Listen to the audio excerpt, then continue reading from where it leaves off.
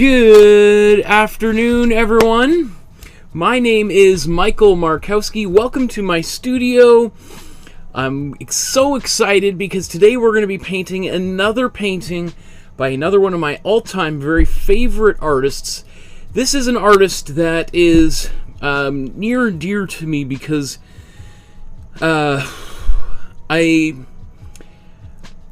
understand completely the progression of her work, and I see a lot of the same sort of ideas in her work that I've been investigating throughout my career. And I think if she was born in North America or Europe, or if she was even just a man, she would be probably a household name. So so it's my pleasure to introduce to you the work of Lygia Clark.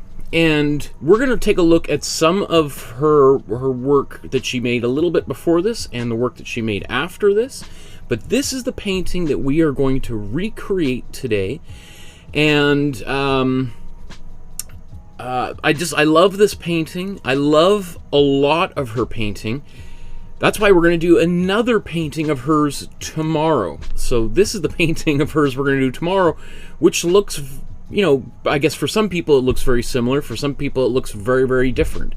And I would say one of the most fascinating things about Lygia is how she is one of those rare artists that is super restless, that was transforming her style, using different materials, techniques, philosophies, you know, abandoning her earlier philosophy towards some of her earlier work as she went along. She was like this incredible machine that was just churning out all sorts of incredible different artwork. And I just think she's just an incredibly inspiring artist. There's very few other artists like Lygia Clark that have ever existed, and that's why it just makes me so excited to finally be able to come back and for me anyway, just to investigate her work just out of pure selfishness, which is really what I've been doing over the past year, is just really investigating all my favorite artists. So let's, without further ado, what you can do is you can download the outline for today's episode and tomorrow's episode and this weekend's episode. This is a fortnight image for our Paint Arcade series. And then next week, Thomas Cole for Back to School, because Thomas Cole was really the main driver behind the Hudson River School, which you may or may not have ever heard before. And then we're going to paint a famous ghost photograph for the 85th anniversary of the Brown Lady. And then we're going to look at some Diego Rivera and Pablo Picasso and so on and so forth. So lots of images. That's just the next 2 weeks or a week and a half from now. So lots of stuff coming down the pipeline.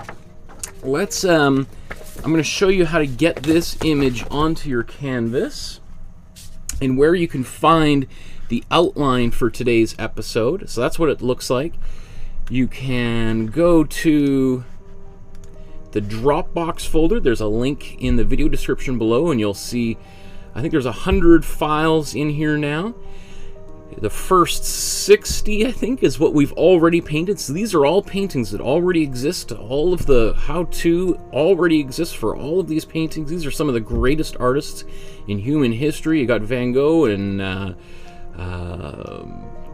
you know, Paul Kane, Agnes Martin, Titian, Craig Hoff, Grandma Moses, and just a couple days ago we looked at, to celebrate Brazil's independence, Tarsila do Amaral, and today we're continuing with our celebration of Brazil with Lygia Clark.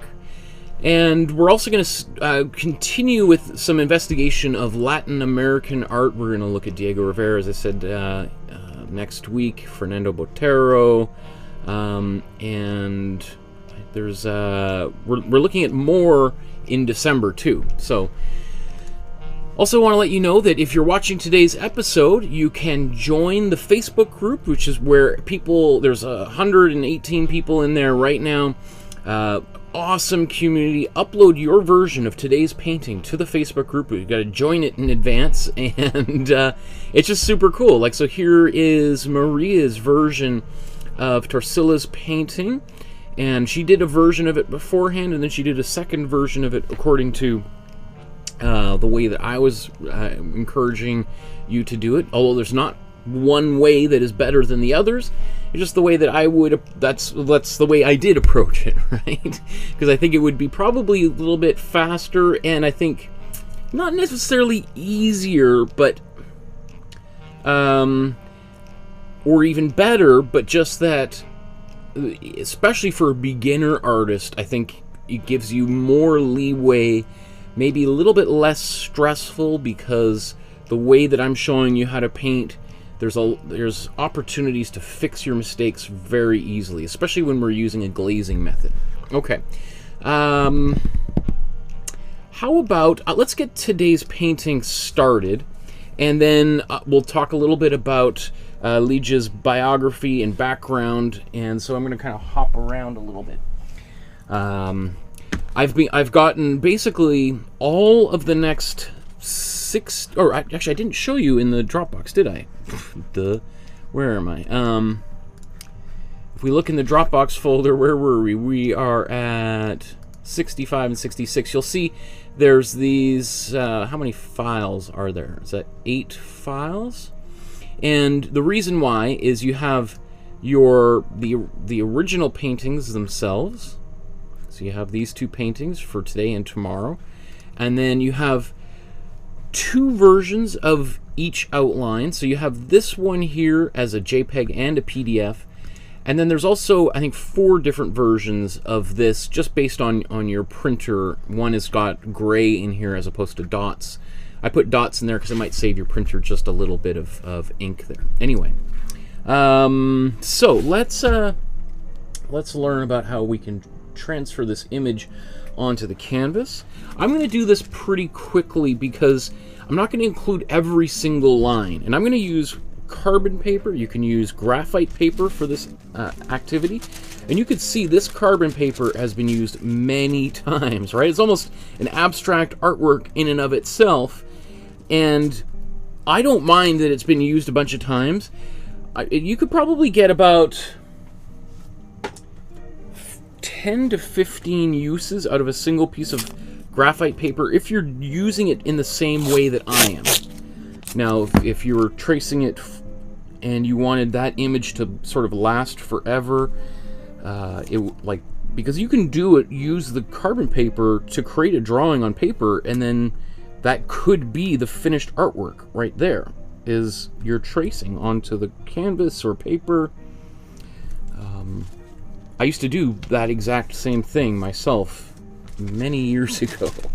Okay, so even though there's lots of lines on here, I am going to use a ruler to do some of the transferring, but there isn't, I wouldn't say, a straight line, or it doesn't matter if this is a little bit crooked, because all of these lines I don't think are parallel to the page in any way. So you can be pretty loose with how you draw some of these lines. So I'm going to put that carbon paper underneath here. I'm going to grab my pencils, and I'm going to grab a ruler here. I usually like to use a red pencil, that way I can see which lines I've already drawn. And I'm going to go over this as quickly as I can, really, to be honest. And I'm looking for lines that are kind of continuing through here, which I think is what she did here, right? She's drawing some of these lines continue all the way through, so, and there'll probably be a few that I miss and a few that I get quote-unquote wrong, right? Actually, that,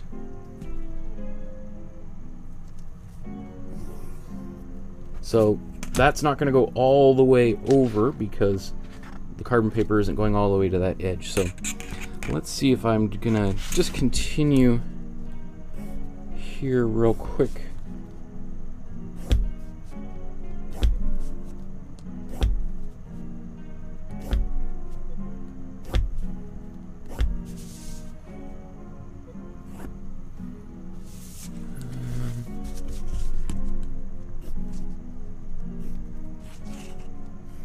Now I could just eyeball this whole thing and draw it out without using a ruler or the template. That would work too. It might actually just take me just a little bit longer to do, and obviously I'd lose a lot of accuracy doing that. So, and I think there was even a few lines that I didn't include in my outlining of this, so you can feel free to omit a few too, just for the sake of convenience when you're getting this in here.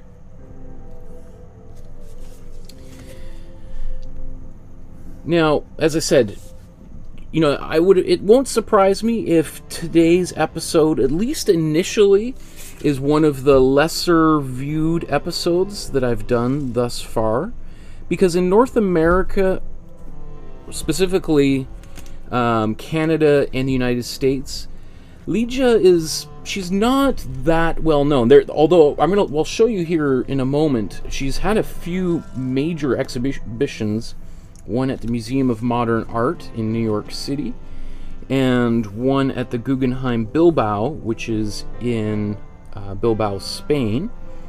Both very different exhibitions, which is that's a whole other really interesting thing, because she's such an interesting artist that she has created such diverse bodies of work that it's almost like they're two totally different artists.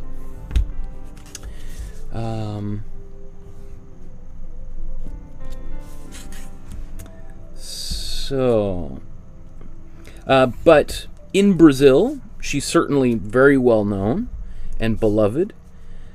And I was thinking about this last night. I was laying in bed, and it's one of these, I was thinking, you know what? If there's one artist that I'd be willing to bet money on that 20 years from now is way more famous than she is, than they are now, that if there's one artist, it would be Lygia Clark. Because I think as time goes on and as the world becomes more, she was working at a time where, before we live in now this world that is so much more connected with technology, and just lots of people around the world they knew what was going on. If you lived in New York, you knew what was going on in New York, and you knew what was going on maybe in Paris and maybe Berlin, but you probably didn't know what was going on in Toronto. You didn't know what was going on in Los Angeles, right? That's a very interesting, that's a whole other discussion. Like, basically, Los Angeles artists might as well have been on the moon for people in New York. So there's this huge gap, and I think just because of technology at the time, there's just people, and also there were certain biases, and I think people might say, well, maybe there was sort of a racist bias against Latin American artists, and I'm sure that it did exist. But I do think, I was just thinking, it's like one of these things where there's only so much bandwidth a person can have, and there's just only so many artists that people could be familiar with. But I do think that as technology evolves and more people become aware of some of these great artists from around the world that might have died decades and decades ago, I think Lygia Clark in particular will be reappraised and seen as one of the most important artists of the 20th century. And we'll talk about why when we start looking at her work here in a second. Almost done. You know, there's going to be a few lines here that I missed, as there always are. And you can see I'm also, when I'm going over, I've got the carbon paper going off the edges, so that way I can draw the line and I can see it like that, right? And can I do this without having to sharpen my pencil one last time? I'm like Kramer in Seinfeld, you know, where he takes the car for the test drive and tries to drive without having to, how long he can drive before refueling the car.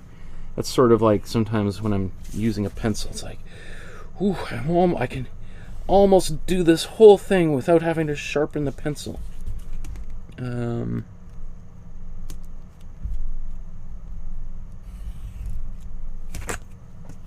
Well, then there's these. And there's one more, but you know, I'm just going to deliberately not do that one just so that people don't feel afraid of not having done all the lines. Because we could just spend all day long doing the outlining on the canvas here. So, and now this, I was going to say maybe I can throw this out, but I probably can get a couple more drawings out of this sheet here. So I'm going to save it for at least a few more. And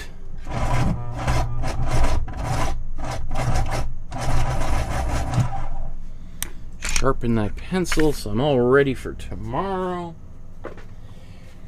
And then I look at this and I see, okay, there's a few lines that I could extend a little bit, and I could do this, I could draw that later, but it might be just easier, especially if I look at these side by side.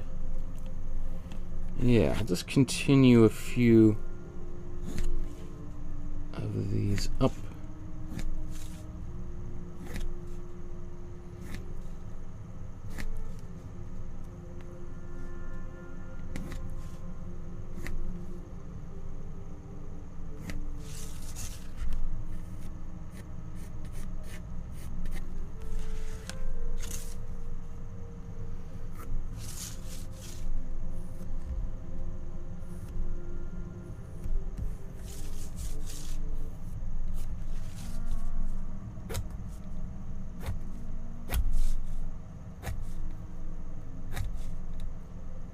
Okay, I think that's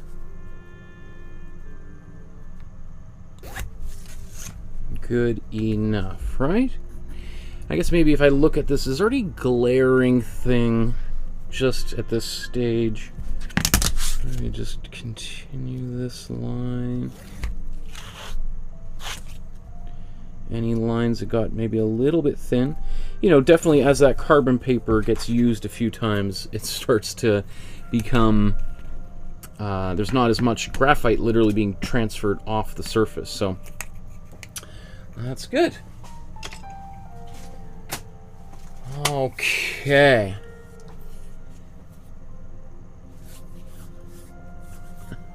A bunch of things in the chat here. What I want to do, I'm going to get some paint on the canvas now, and then I'll answer some of the questions that I see popping up in the chat. So, I've been thinking about this. This is another painting I've been thinking about for the past few days as to how I want to approach it, and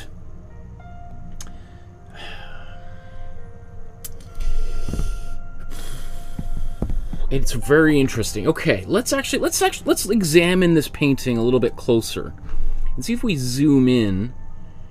Do you see what I see? Do you see a little bit of yellow underneath here?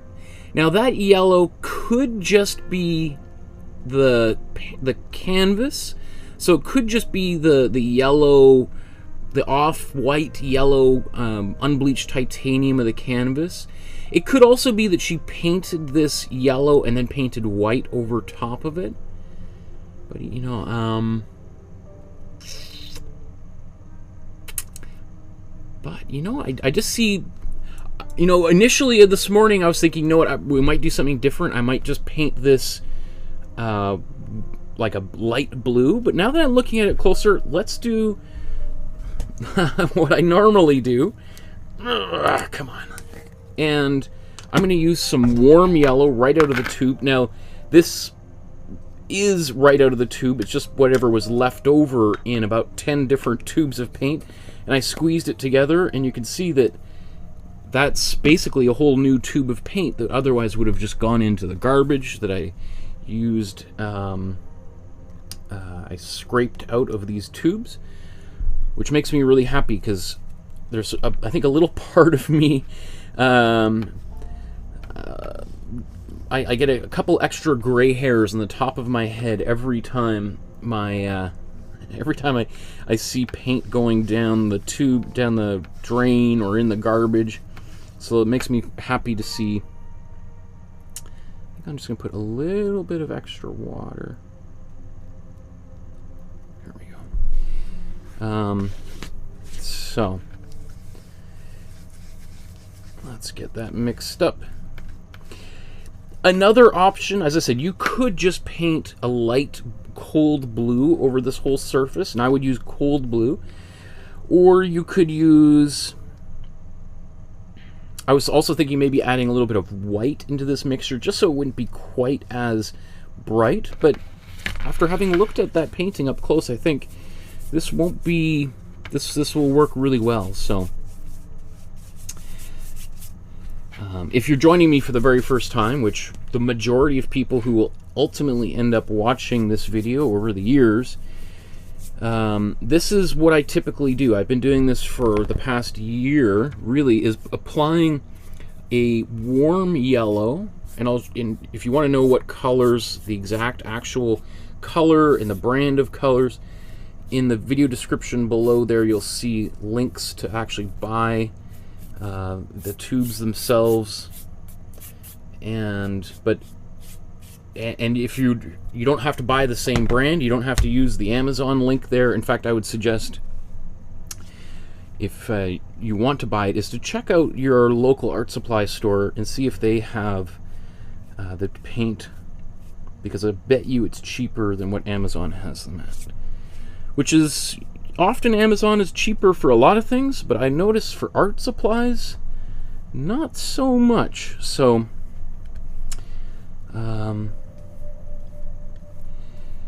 but if you want to use a different brand of paint, that's totally fine as well. And I show what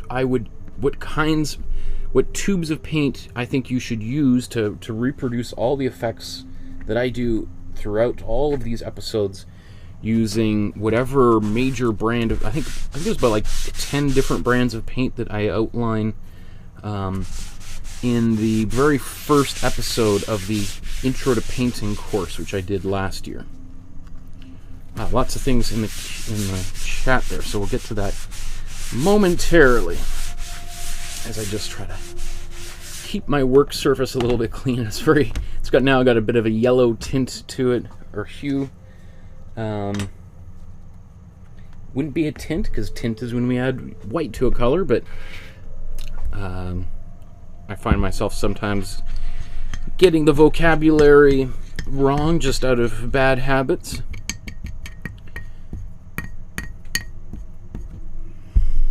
Okay. We'll talk about the history of this painting, what may have influenced it, what it might look like over time, and where she got this image, what it actually is, here in a second. Yeah, while this is drying, let's kind of just take a quick look.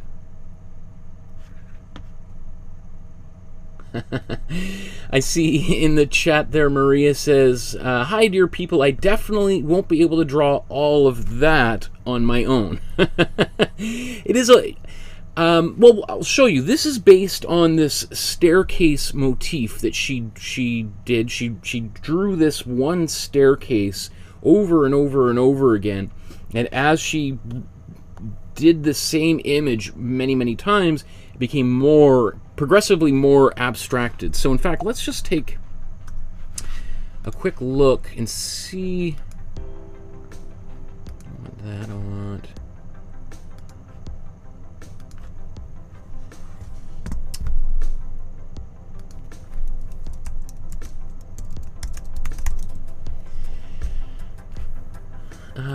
Okay, so here's one of the images. There's, I think, about 5 paintings and then a bunch of drawings she did of this staircase. And this is one of the earlier versions. This is 1948. There's another. Is that the same one? Same? Or no? I think that's. Or that's just the frame on it. Let me see. Is there more versions of this online? Here's one of her drawings that she did. Let's see. Is there? Right. So here's she really gets really interested in the spiral staircase as this kind of motif, and as she starts exploring it more. Oh, it's not even on screen here. Okay, let's do this again. Sorry. So here's this image that I was mentioning of the staircase. Right. So she became really interested in the staircase because it's quite a dynamic image, right? Especially, like, staircases are dynamic anyway because they're a place where really people are going up and down. It's not like a staircase is not a place where people usually hang out, except maybe, you know, the front steps of a brownstone in New York City or something, right? But generally, if you're sitting on the stairs somewhere, like if you're at a theater, movie theater, you're in a hotel, or you know, people are gonna give you sideways looks. Security is probably gonna come and tell you to move along because you're impeding other people's movement, right? So a staircase is like an inherently dynamic space. It's this transitory space where people will move through and generally not spend a lot of time in, right? And so she became, I think, really obsessed with this, with trying to describe this space. And then as she painted and drew it over and over and over again, she slowly started to abstract that image to the point where we get to what we're about to paint today, which I think is really fascinating, right? So here's another image of a staircase. I was watching a talk that somebody did about her work where they showed a whole bunch of images, so I don't see them here online. So here's another similar, oops, where is that painting? Similar painting to what, or no, this looks like this is a table mat that you can get at the Guggenheim Bilbao's gift shop, okay? Yeah. So anyway, I think this is, I just find it's really interesting because this is a similar progression that another famous artist, Piet Mondrian, who we're going to look at in December, what he did when he was drawing some trees and transforming a representational drawing of a tree into his iconic grid imagery a little bit later on. So while we're here, let's just take a quick look at Lygia's biography. Born in 1920 and then lived to the age of 67 and spent most of her life in Brazil. There was a period of time where she did leave Brazil during a coup that happened in mid-1964, I think, and which was quite traumatic for everyone in Brazil, but especially many of the artists and writers, musicians. A lot of people left the country at that time out of fear for their lives, essentially, because of the instability in the country at the time. But anyway, let's see, what should we talk about with her biography? I think it's one of the things that's also interesting. She was a student of Fernand Léger. We talked about Fernand Léger a couple days ago when we were looking at Tarsila do Amaral's work, because she also studied with Léger, although she studied with Léger about 30 years before Lygia did. So it's funny that the same artist, who in himself was a titan, a great master artist, mostly identified with the Cubist movement, he had a profound effect on both of these women, and both of these women became really I would say, the two most important artists in the history of Brazilian modern art. There's a number of others that we could talk about, but I think it says something that's pretty cool, that really the two most influential artists from Brazil happen to be women. And you could say the same sort of thing for Canadian art. You could say Emily Carr is probably one in the top 5 most beloved Canadian artists of all time, and then Agnes Martin is born and raised in Canada and became one of the most influential artists of all time. Go women, right?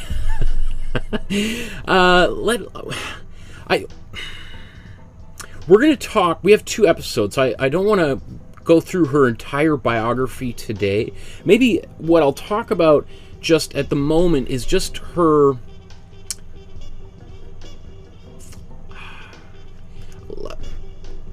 I want to show this really quickly here.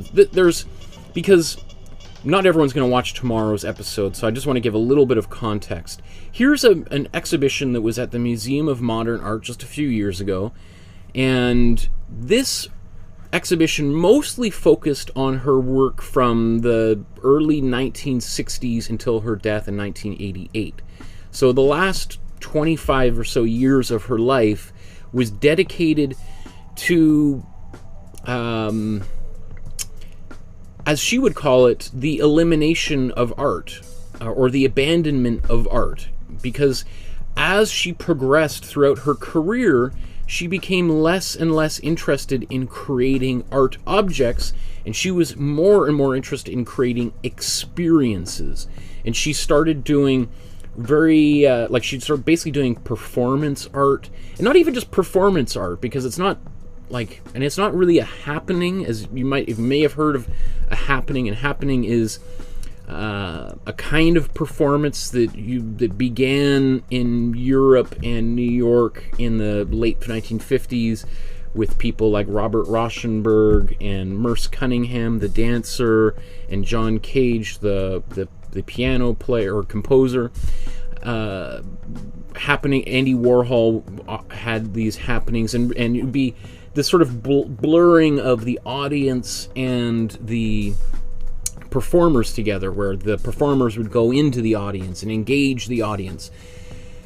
Lygia took that to the next step, and there's some great videos. Actually, MoMA and the Guggenheim did a couple of really great, very short clips that are really great, like kind of promotional material for these exhibitions, sort of showing some of the examples of the work that she did in the 60s going forward. And then, so there was that exhibition from the Museum of Modern Art in New York had, and then this is an exhibition that the Guggenheim Bilbao had, it looks like it was last year. And this is mostly an exhibition that focused just on her painting. So everything prior to that show at the Museum of Modern Art. And this show in and of itself has like 3 or 4 major periods of time where she's transitioning from one type of painting to another type of painting to another type of painting. And it's almost hard to wrap your mind about. So for instance, here's, I would say, probably the 3rd phase of her painting career. This is the late 1950s. And this looks nothing like the painting we're going to do tomorrow. So, so let's just kind of... And we're going to get to the painting here in a second. I'm super passionate about her work because it just... she's just one of these persons that... we're looking for... So well, here's me right here. There's my video popping up. This is an image you see often reproduced with her work, where she's doing some cutting of paper and taking one of those pieces of paper, and you kind of bend it and tape it, and then you can kind of draw a line, and you never, there's no two sides to it, and you can cut it, and it just gets bigger and bigger and bigger. And the idea is that she would start to involve the audience in the work. She stopped calling the audience or viewers, and would call them participants. And she said that an artwork didn't exist unless someone activated it, unless someone picked it up and played with it. So she didn't believe that art was just something that you should experience with your eyes or with your ears. That it should be something you touch with your fingers, that you smell, that you see and you hear, and you may taste it, and it involves your entire body. And that is, I think makes her one of the most important artists for the art that we see today. There are a lot of artists that, even if they don't even know who Lygia is, owe their careers to her blowing open the doors in basically every single direction, right? Blew the cube away. So I'm trying to find some of these. Oh, let's look at the. So she made these sculptures. Some of them have, I don't know if you could see here, have hinges on them, right? So it's these metallic sculptures that can be picked up and then kind of bent and reoriented in various different kinds of ways. And they're just such beautiful things. It's interesting, I don't know how these were displayed at the Museum of Modern Art, because I imagine the originals are getting pretty fragile, so I don't know if they let the public play with them, which is kind of, it's one of those things. Is it kind of funny, or is that a shame? You don't want them to break, but if that's what they're designed to do, then not letting people play with them sort of betrays the original concept and motivation behind them. Maybe they made reproductions of them. Anyway, let's get to the painting here, because I think this will take us a bit of time. So looks like that's just about dry. So I'm going to put some paint on my palette.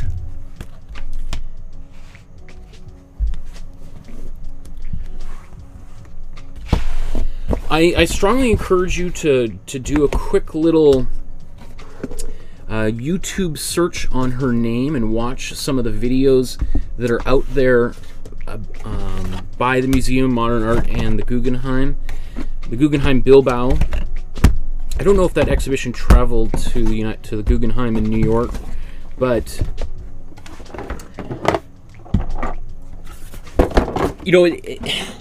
some of it is definitely kind of strange, I think, especially to people that think of art as being paintings on the wall, or big sculptures.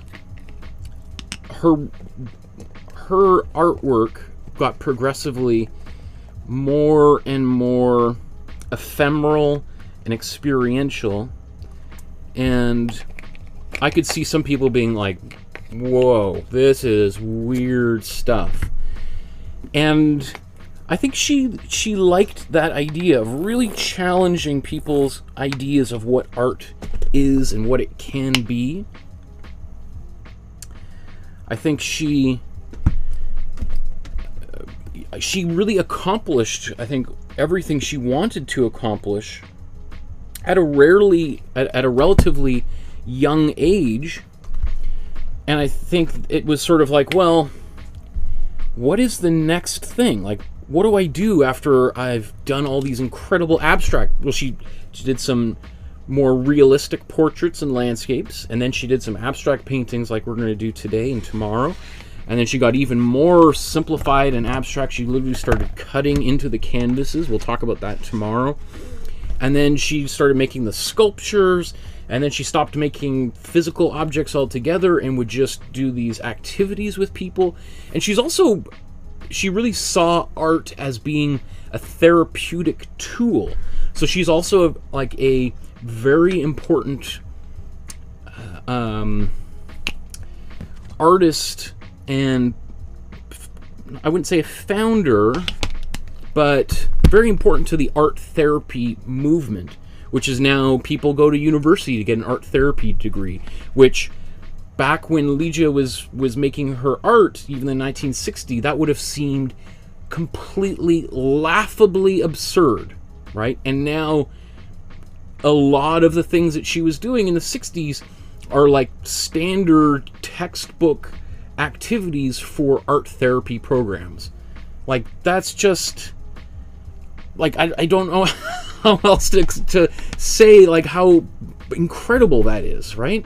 And how much ahead of her time she really was. And as I said, as time goes on, if I had a lot of extra money to the side, I would be investing in her work, because I guarantee you there'll be continual reappraisals of her, and her standing as an artist will continue to rise. Anyway, what should we do first here? Now, this is the same sort of issues, I guess, that we're going to run into that we looked at when we were talking about Kathleen Munn.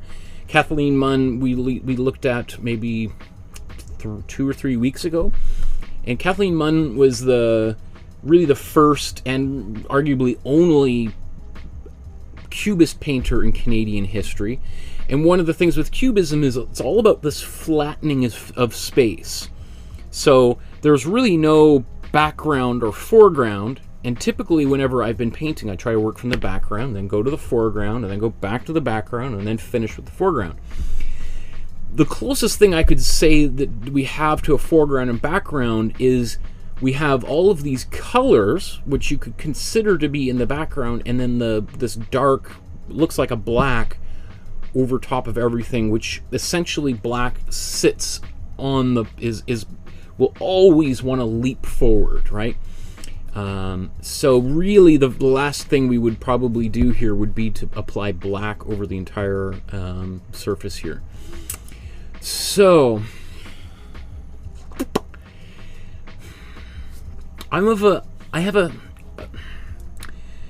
the next question in my mind is, what do we want to prioritize? Do we want to prioritize finishing the painting as quickly as possible, or do we want to paint it in the same sort of way she painted this painting?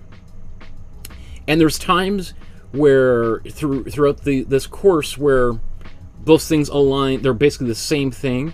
In this case, I would say they're very different, because one of my instincts to do right now would be to paint a kind of off-white, maybe a little bit diluted, maybe even putting some glazing fluid into it, and then paint it over the entire surface, and maybe trying to think about one of these, maybe not the bright white, but one of these slightly off-white colors, and painting that over everything.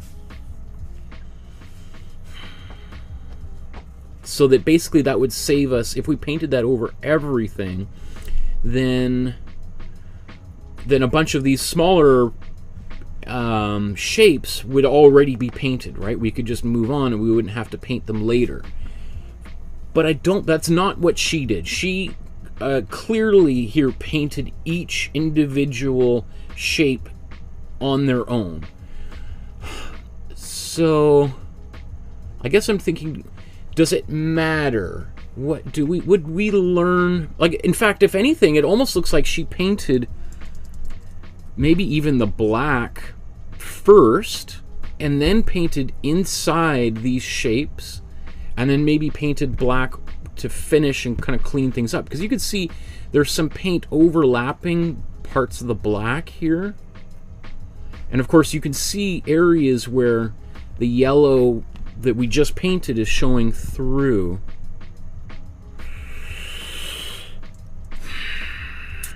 I gotta say, I think I'm leaning towards putting a color over the whole thing.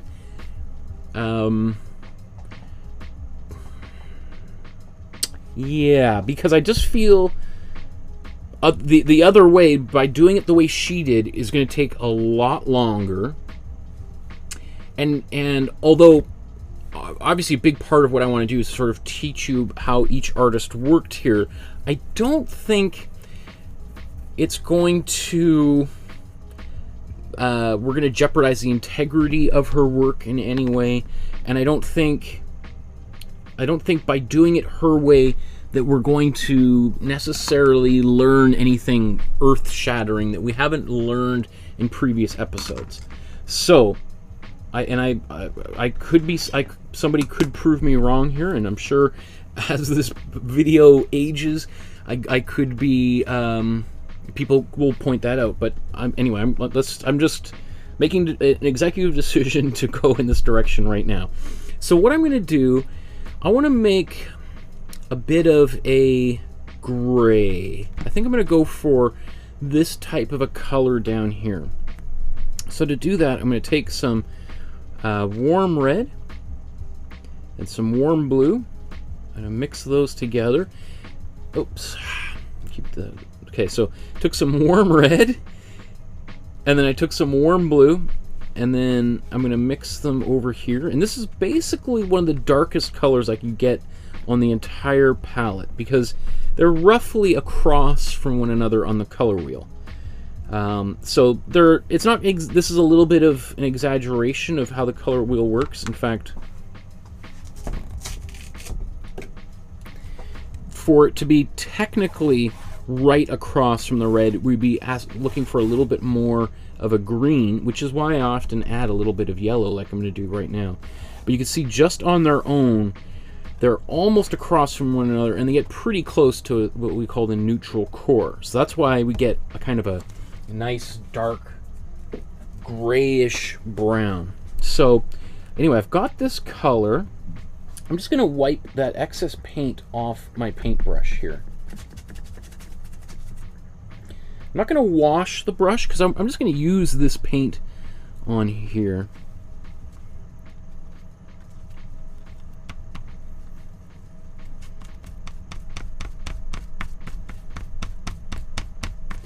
So I'm just basically getting that paint that was in the brush out. Now you see that it's gone a little bit purple.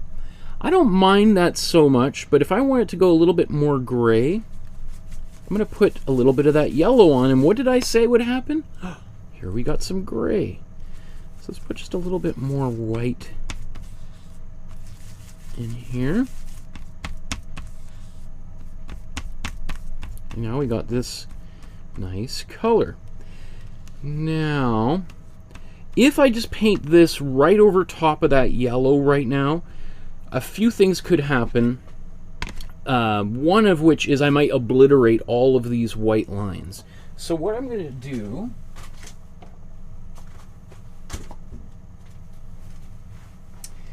you could use water for this next step if you don't have any other mediums, but I'm going to use some matte medium. Matte medium is essentially just paint, acrylic paint without any pigment in it. So it's clear, and it's, I think, a superior material to use than water, because if I put water in here, it's possible that I might actually scrub off some of the paint, the yellow that I have there. So basically what I'm doing here is diluting this yellow, or not yellow, this gray that I've made.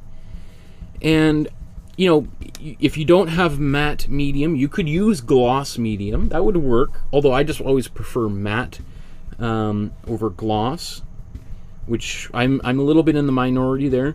You could also use a glazing fluid, or you could use a slow dry fluid, like this.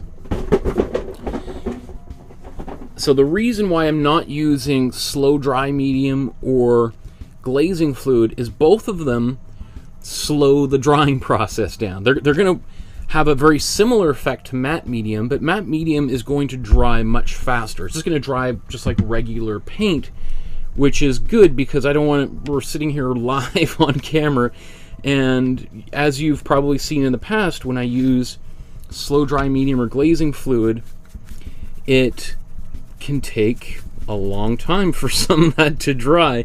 And as a foundational layer here, I want to get this going as quickly as possible.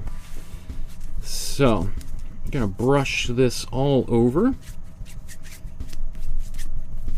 And you can see that I've lost some of the lines a little bit. I mean, I can see them, and as this paint dries, they'll become a little bit clearer. But can you imagine if I just painted this color on its own without any medium in here at all? Basically, the original image would have just disappeared, right?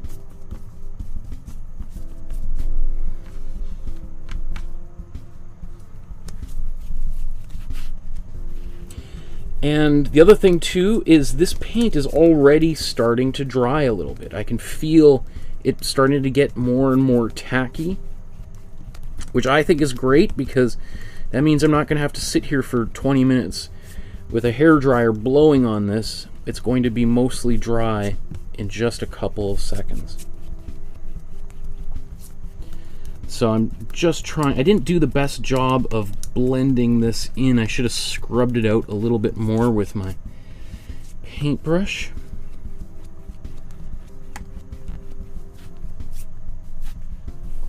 So that's why some of it's a little bit uneven.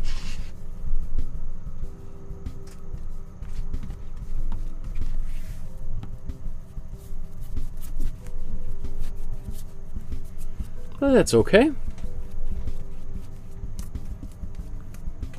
Okay, I think any more, and I'm just going to keep scrubbing paint off the surface.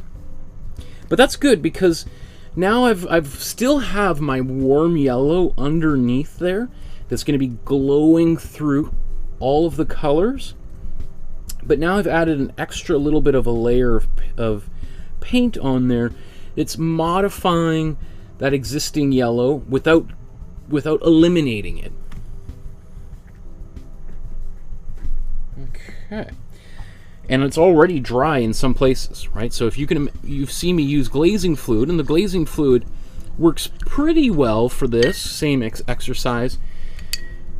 But one of the things, it'll stay tackier for a little bit longer. So I've been wanting to use this for this activity on camera for a while, and for whatever reason I keep forgetting to do just that. So finally I'm doing what I've been sort of teasing I would do for a while. So again, it's not super even. That kind of is a little and there's places where it's a little bit thicker, but that was just my own impatience. I should have just stirred it up a little bit longer, and or I basically used every last little bit of it. So if I had made just a little bit more, that would have worked fine as well. So I'm just going to blow dry this for a second, even though it is drying. As I said, some of it where the paint was a little bit thicker is still wet. So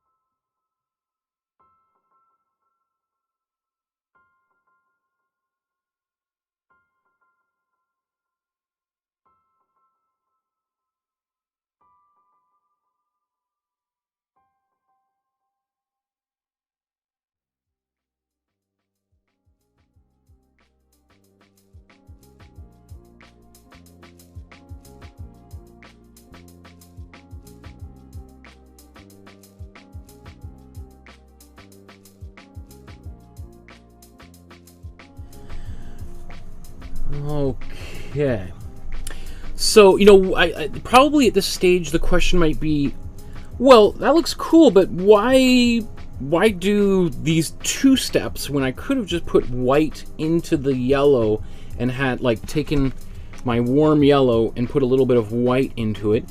And as I said, you could do that, but there is a difference between applying one color completely, letting it dry, and then putting another color over top of it versus mixing those colors originally and painting them. Because what we have here is now we've got two layers of paint, and it behaves differently, right? This particular look we have here, there's just no way to mix a paint that looks like what the effect I have here. They would look pretty close, but it's just like I'm trying to think of an analogy, a metaphor that has nothing to do with paint. I was trying to think of my sandwich metaphor that I used the other day about the way that light works with when it hits a canvas. You know, light basically is going to penetrate through every layer of paint until it gets to the bottom, the white of that canvas, right? Right? The light goes through all of these surfaces until it hits this white and then bounces back up to our eyes. And that creates a different kind of effect than if we just painted one color over it and it's only penetrating one layer and bouncing back. And I use the example of a sandwich, right? If we look at a sandwich from above, we might only see the top layer of bread, but if we bite into it, we're going to taste all those extra layers of bacon and avocado and lettuce and mayonnaise and all that stuff, right? That we might not actually think is there, but if we were just eating the very top of it, we would actually taste, right? So it's the color. I don't know if that analogy completely is watertight, but I think that's the best that I can come up with at this moment. Okay, so wow, lots of stuff in the chat. I still want to get a little bit forward here before I take a look at that. So what should we do next? Now, there is probably some of these colors I could still put more paint on, but it might be kind of fun to just let them stay like this, at least for now. So like, let's say this area right here, which is this triangle, right? I mean, I could see us leaving these colors as they are. So, you know, same thing up here. And it might be kind of neat to leave them like that, as opposed to trying to add more paint. But as I said, as we, you know, once I get more of the colors in here, it'll be pretty evident as to what, if anything at all needs to be done there or not. So, what would be probably satisfying is if we do some of the more dramatic colors. I think what I want to do, let's go to these blues. These that looks like, I guess it's kind of a warm, it's this blue that we see here is basically it looks like a cool blue and warm blue together. It's like a color that exists right between these colors. So let's just mix a little bit of that. And which brush should we use? I'm looking, so I've got these small brushes here, and these are definitely on their last legs. I don't know, I think these ones I bought from Michael's, and I think I got these ones from Opus Art Supply. Definitely, and they're both in kits of paint brushes for like 5 brushes for $12 kind of thing. These ones have not aged very well and have not put. So ideally, for this kind of exercise, I might want to have a few more of these small brushes, and I do have more of them behind me, but conceptually, I want to try to just paint using the same brushes throughout here. So I'll resist. Okay. So I'm going to take a bit of each, the warm blue and the cool blue. So we kind of have this neutral primary blue here. And this blue also, by the way, this blue reminds me a lot of a cobalt blue. Somebody asked me a while ago in the chat, or like because people are often buying these tubes of paint and they can't replicate the colors that I've been using, and so we have. This is a let me share this here. The cool blue that I use is a cerulean blue, right? So it's a pretty cold blue. Like if I go any further in this direction, I start getting into teal and green, right? And then this warm blue is an ultramarine blue, and it is basically as warm as a blue can get before it becomes purple, right? So these blues are on the opposite ends of the blue hue, right? But of course there's blue in between these, right? And probably the most well-known blue in between them would be called cobalt blue, which we basically just mixed here. And so I've heard some people in the chat say like, I've got cobalt blue and I can't seem to get good purples or greens. What's going on? And it's like, well, and is cobalt blue warm or cool? The answer is it's cobalt blue is kind of right on that line between warm and cold, and therefore it's a beautiful color. But I just mixed it right here. I mean, it's not exactly the same. I mean, it will behave slightly differently, but for our purposes, it's basically the same. But it's not different enough so that you're sort of not getting the really nice bright greens that you'd get when we mix the cerulean blue with this lemon yellow, and you're not going to get the nice warm, or not even warm, but just saturated purples that you get when you mix the ultramarine blue with your magenta. Does that make any sense? Okay, so I'm going to take this cobalt blue and let's start painting in here. And I think this will be good because if we can lay a color like this down,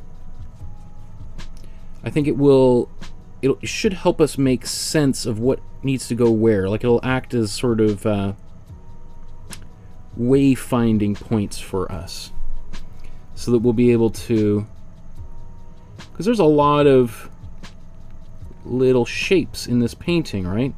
And remembering what goes where is going to be a little bit tricky, or we're going to try to find, if we're like, where's this shape? And if we start putting these in their proper places, I think it'll make it a little bit easier to find them.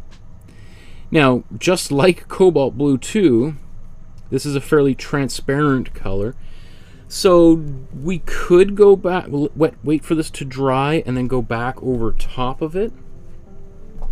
But I don't mind. You can see in her paintings some of these colors are more transparent than others. So is it and she obviously, maybe the painting has changed over the years, and maybe some of those colors have lost their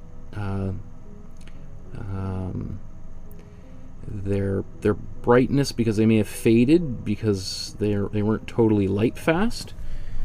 Which is another thing, if you've ever looked at the back of a tube of paint and it says like light fast level 5 or 1, that's what we're talking about. Is like some paints, especially cheap paints, if you put them by the window, you hang your painting by the window, a few years later that painting, the colors are going to have basically completely changed because the UV light has affected them.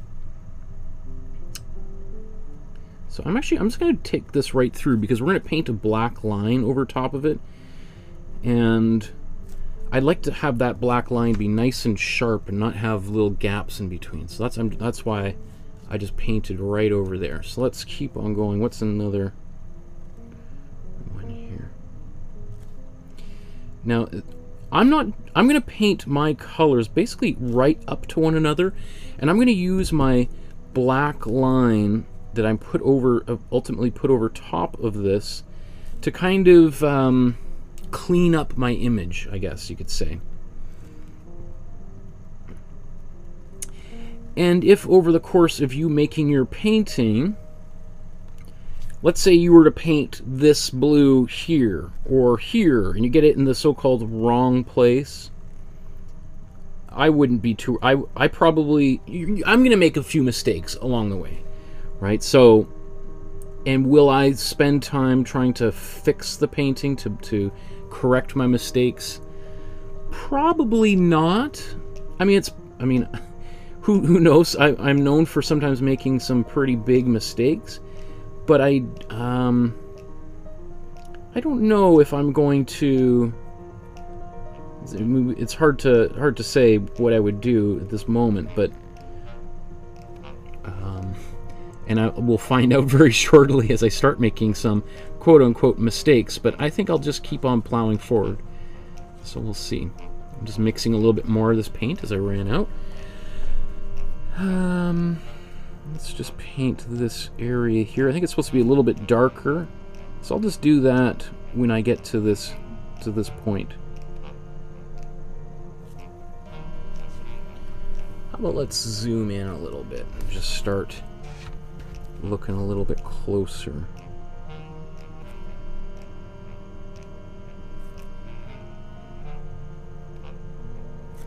Alright, so this is where I was here. And you can see I'm using a pretty big brush. The fact that I'm going to outline with black, again, means that I can sort of clean up any sloppiness later on with just a nice sharp black line over top of things.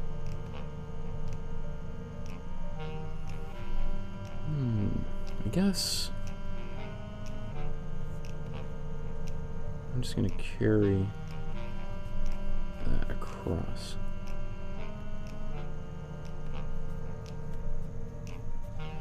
Oh, you can't even see what I just did. Ugh.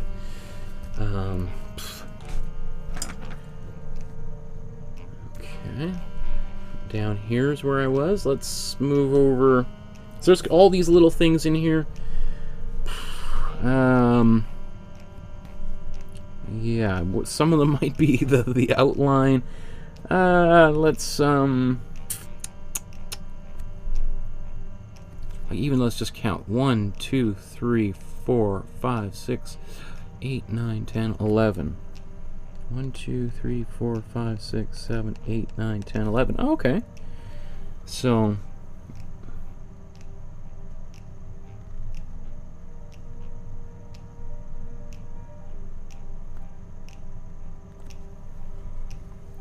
I'm kind of pretty sloppy there, Michael, but that's okay. In fact, I just probably got a little bit too much paint on my brush. I'll wipe some of that off.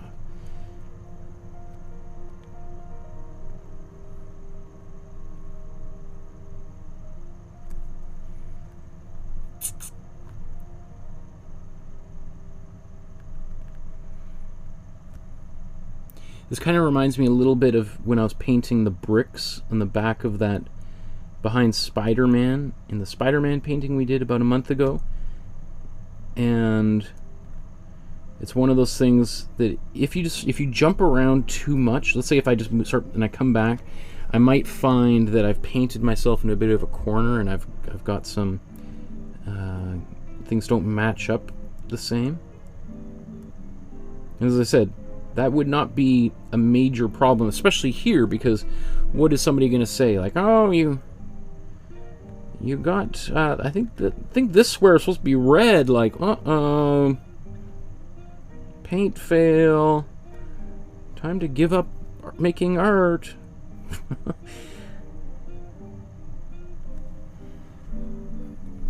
Okay.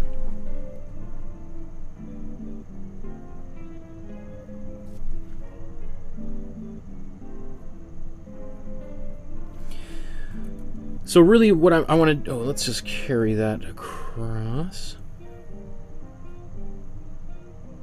My goal is to try to get as much of this done as quickly as possible so that I can spend, probably because most of the time I'm going to spend on this painting will be painting black lines over things.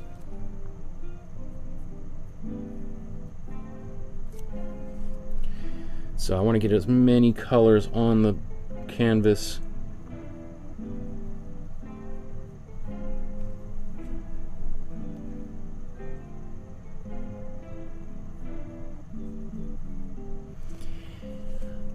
Okay.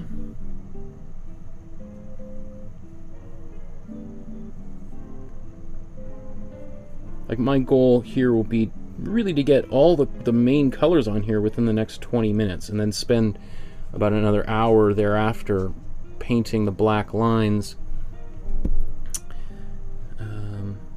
over top and basically finishing the painting. That would be ideal. So I wouldn't spend too much time going for perfection.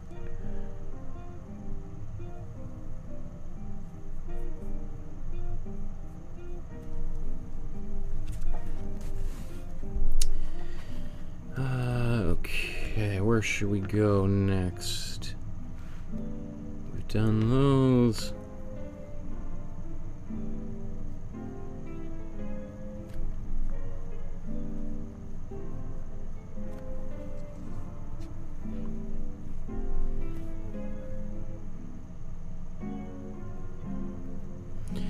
And I think it's very interesting that, you know, doing a painting like this is fun for me because I know there's going to be some people who really enjoy this type of a painting, and there's some people who are like, oh my goodness, that was a nightmare. That was like my least favorite painting to paint.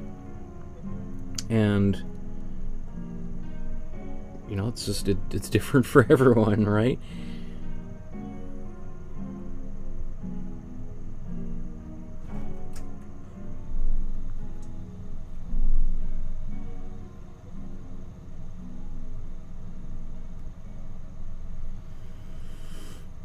Okay, that might be all the blue in there. Or at least this particular shade, or not shade, blue hue.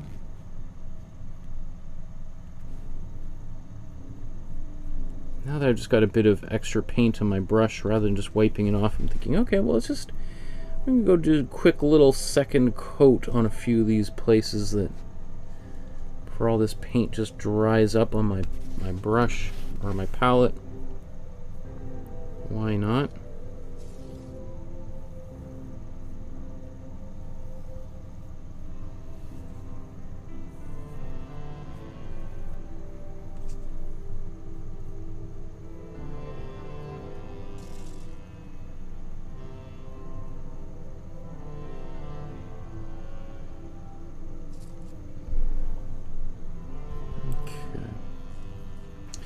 So next thing I'm going to do is I'm just going to take some white and mix it right into this same color. Alright, we've got, just took white and mixed it into the color I got on my brush right here. And let's just paint it right here. So this is, I'm just right up in this corner here.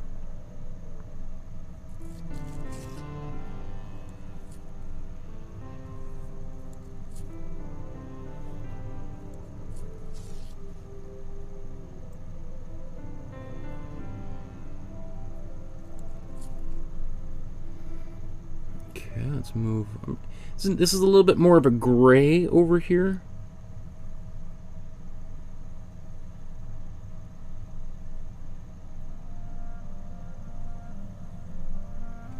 But I don't know. I don't mind. Oops. Gosh. I'm kind of slow on the ball today with things not being on camera.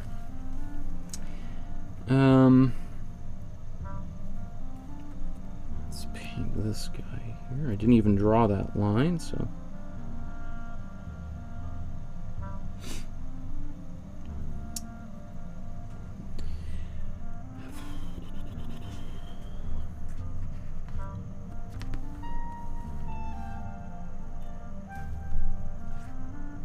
this one here.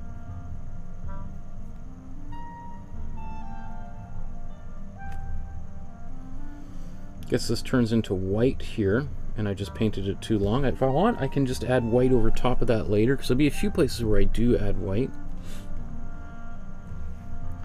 A little strip of blue here.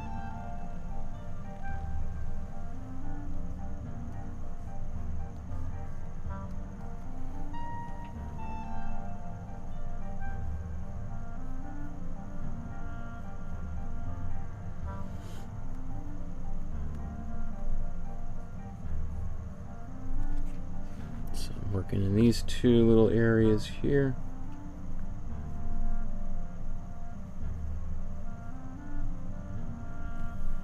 Again, you can see that I'm being kind of, you know, really the only way this is called is just being a little bit sloppy, but I know that it'll get cleaned up significantly as I work on it with the black lines. So.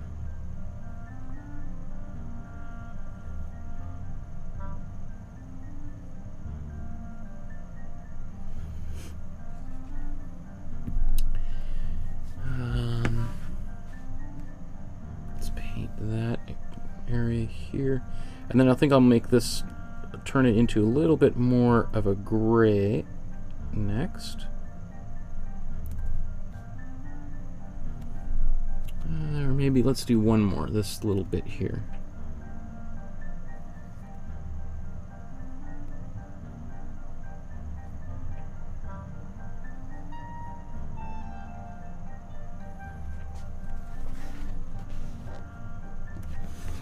Okay, so let's take a, I'm just going to take a bit of warm red here. I'm just going to mix this into this color. Let's take a bit of cool yellow as well and put it in here, and then just take some more cool blue. Now, I like that color, but does that color, do I have any of that around? That's pretty dark. I think I'm just going to lighten it up. So I'm just going to mix it right over here on this side. Maybe let's get a bit more. It's a bit more of a bluey gray, but I don't mind that.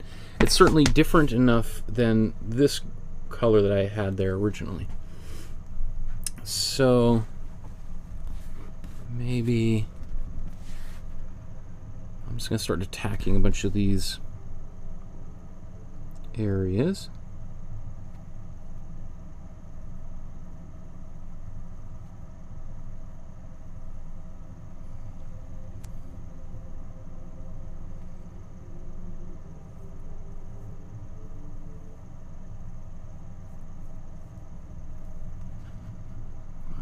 There.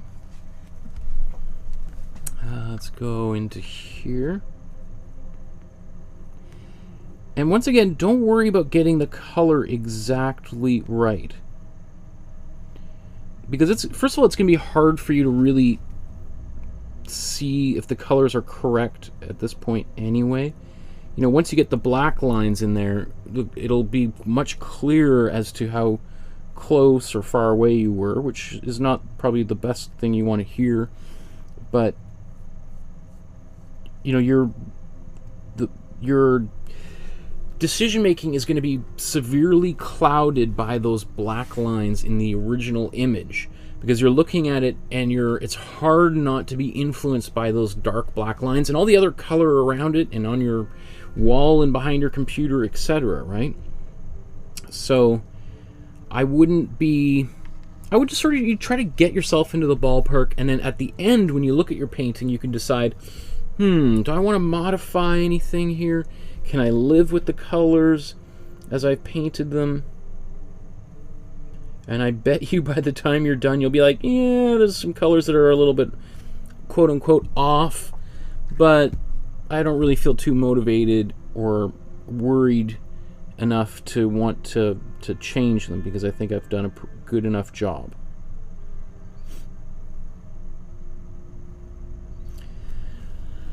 Okay, let's just keep on going here. As I said, I want to try to get this done, let's say about the next 15 minutes, and start doing black lines.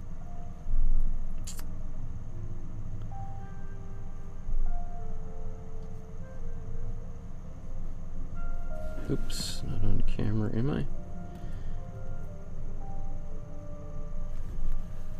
Where else?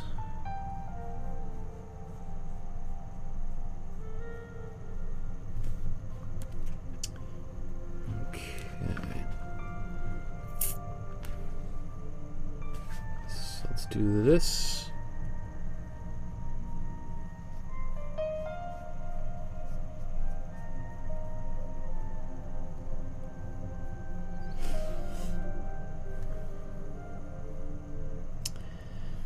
And that might be good enough. Or well, maybe I guess there's a few little areas down here, hey?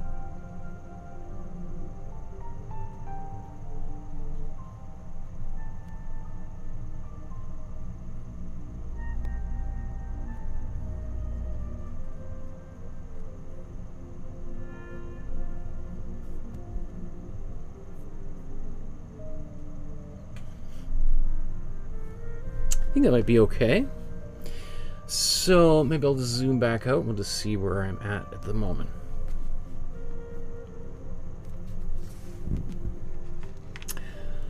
Okay.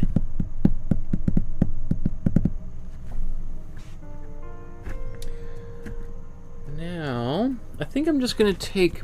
I just wiped off the excess paint and using much more of a white here, just mix this color in like that, and then let's look around. I'm debating, do I want to just leave that like that, or do I want to paint a color over it? I don't know.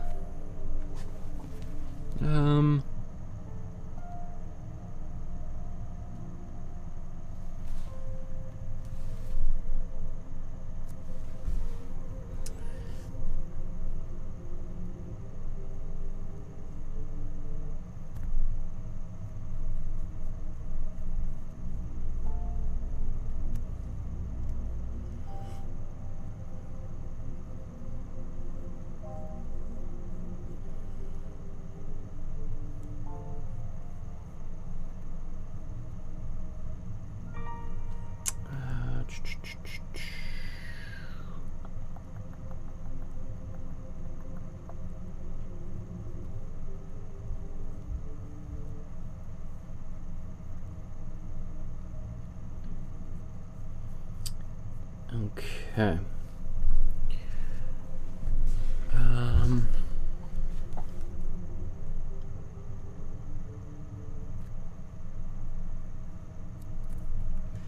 So the more I'm getting into the painting, the less concerned I am about getting the colors quote-unquote all right, like correct, right? And the more I'm starting to think like, you know what, I kind of just gonna, I might play a little bit with this one. And of course, I always encourage everyone to do as much playing as possible. I don't think adults play as much as they should. So if you wanted to, you know, completely invert the colors on this painting, I think that would be fine. And not only that, I was thinking about this morning, considering Lygia's sort of later work. You know, she was very much into this, like, these collaborative, participatory events where there'd be hundreds of people gathered together, and with the idea of it being like this therapeutic event, with the art as therapy. I think if she was alive today and she saw us doing a painting of hers, I think she would be very happy. I think she would like the idea of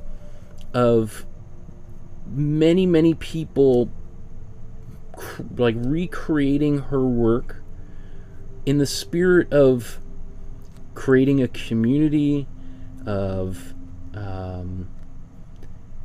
because this is also a very positive community and a lot of really great people that I've had the opportunity to get to know over the past well, will be about a year and a half here, because I did the drawing class before this, and some of you are still here with the drawing class. And I think just conceptually, I think she would find this, even though she stopped making painting, you know, for the last half of her, a third of her life or so, I think she would very much appreciate this as a kind of a therapeutic activity. So, what color? Let's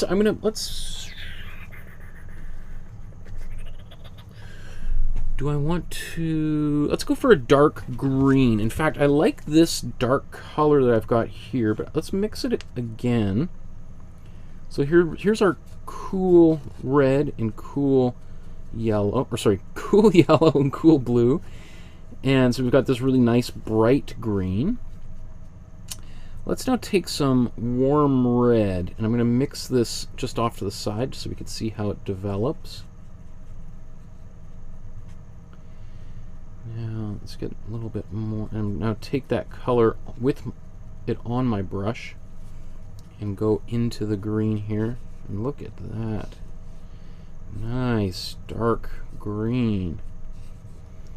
Right, so this color would look very different if I instead added the cool red to it. So by adding the warm red to this color, it kind of turns it into a bit more of a gray rather than a brown. I'll show you. I'm right up here in the top left corner of the painting.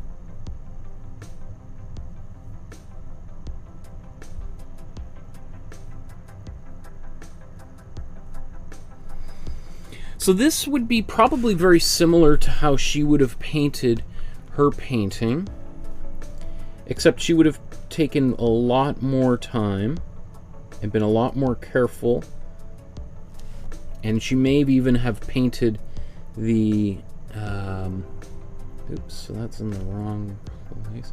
She might have painted the black lines in first, and then painted all of these in between the black lines, which requires a lot more patience, and it's a lot easier to sort of get sloppy and make mistakes, which makes her painting that much more, you know, much more of an achievement, because of how much more skill it would take to do that.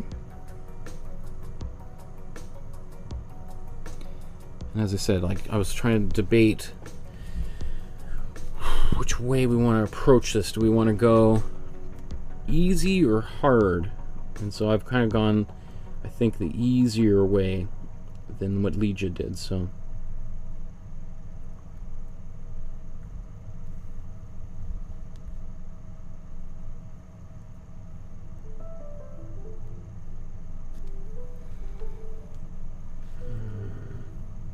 now this green is pretty dark. I do think to myself, maybe this is good for many places, but maybe we could lighten it up just a bit for some of the other greens, because we want to have a few different kinds of green in here. So I'm just going to wipe that excess off. Let's take some cool blue and cool yellow. Let's just take a bit of this color and mix it in here, so it's not quite as intense.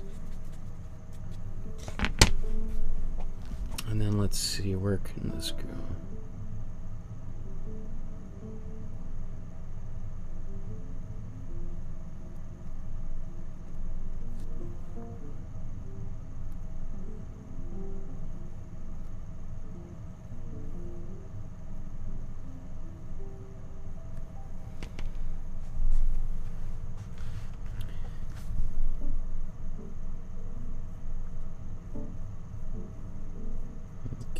And then just a few little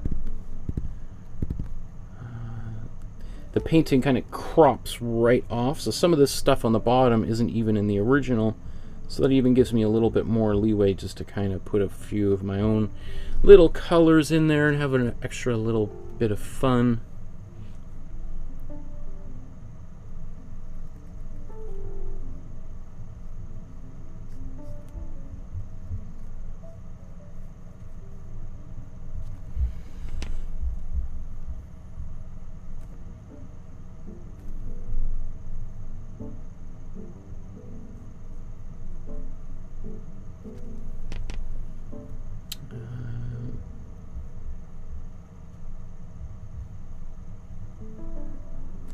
I have a feeling this is going to get kind of messy. I kind of got... but that's okay.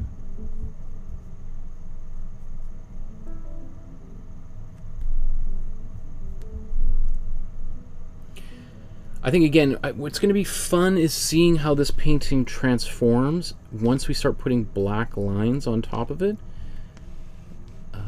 It's going to really make a huge difference. Like, this painting is going to look totally different than it looks right now. And the goal is for it to look much better, too. And for any mistakes to be hidden.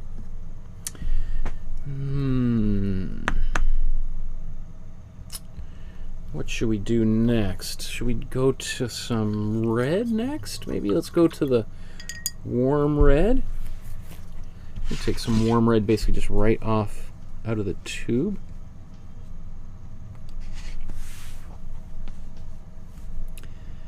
And where is that? Right in here.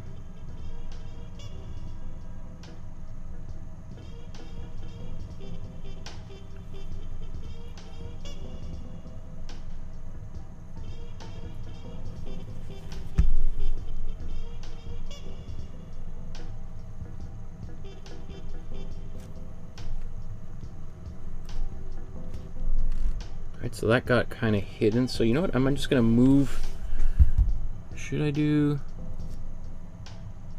let's see if I put a line here. Will that work? Let's see. I was going to paint that line on the other side here, but it kind of managed to squeeze it in, so...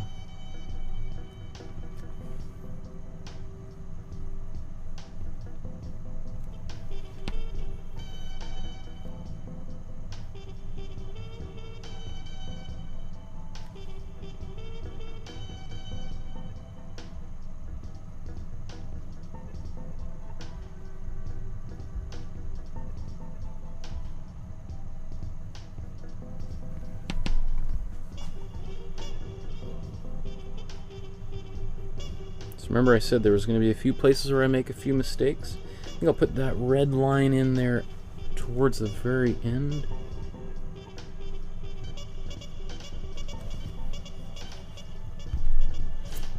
Okay, that might be good enough. Okay. I'd like to move on to the painting the black lines here in about the next 5 minutes.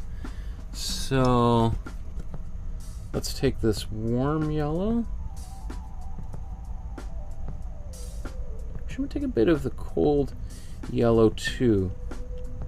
So just like I was talking about cobalt being in between those two blues that I'm using, the same sort of thing here. Sometimes that cold yellow is just way too bright, and sometimes this one is a little too orangey, so I want something that's a little bit in between.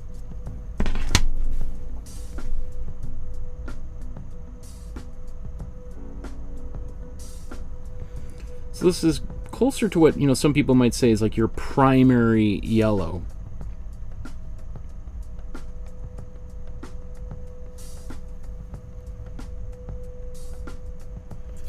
But if we only had one yellow on our palette, boy, this would be a really difficult class. We'd be constantly dealing with all sorts of problems with not being able to mix the colors that we want. Our greens wouldn't be vibrant. Our oranges would be all off. It would just be a nightmare. So this is the kind of beauty of using the split complementary palette. And there's one here that's got a bunch of white in it, so let's just take excess paint off, scoop this white up.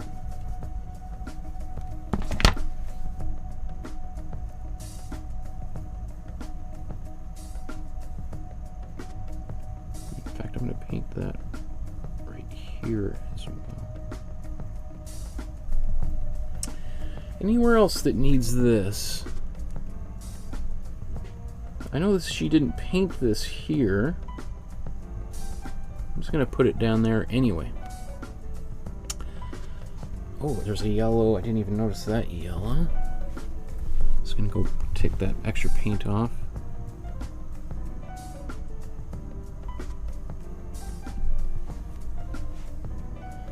There's going to be a few things like that that I don't even notice until the very end.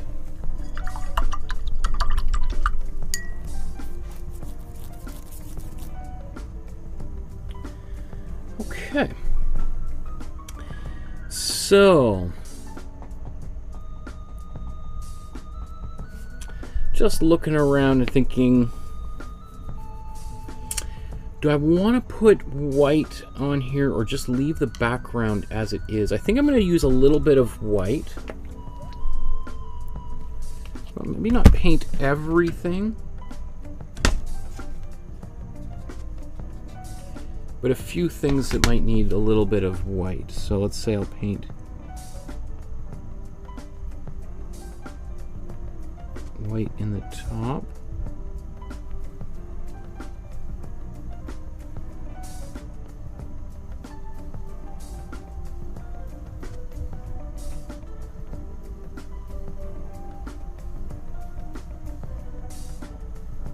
And this will actually make this painting look a lot more like hers in this area, just because I don't want to paint over all of those lines.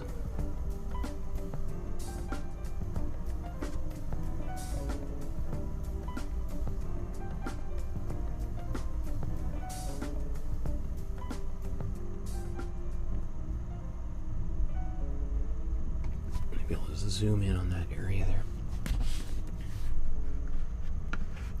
Right up in the top right corner here.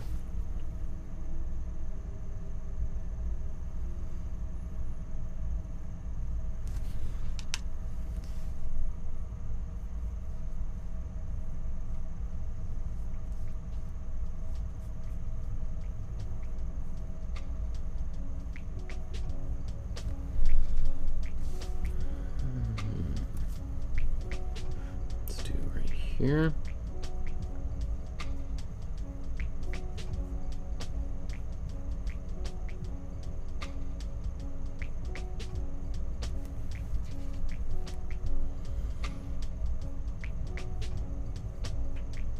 I think I'll leave the space right below here. I'm just going to leave that blank.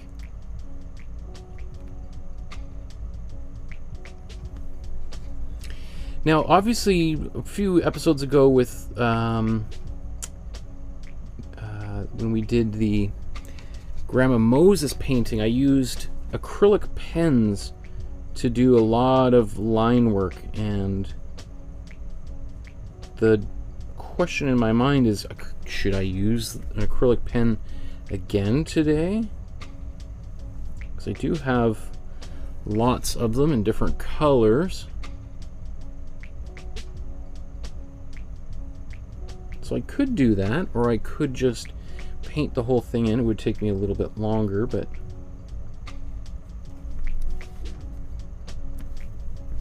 just down here now.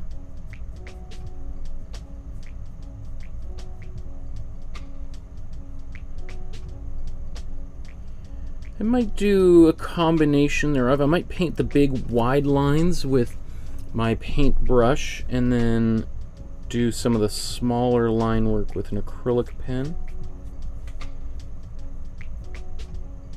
I don't know, we'll see. We'll see how things go. I'll be in about 2 minutes now. I'll transition to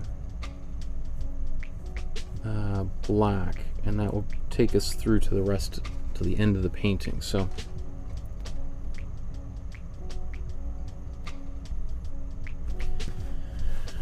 let's see, I guess this here I painted blue. Let's paint this white. I'll just paint a little bit of white over top of that blue and we get something a little bit different than if I had just painted, because we'll paint white next to it and you'll see that it's not quite the same.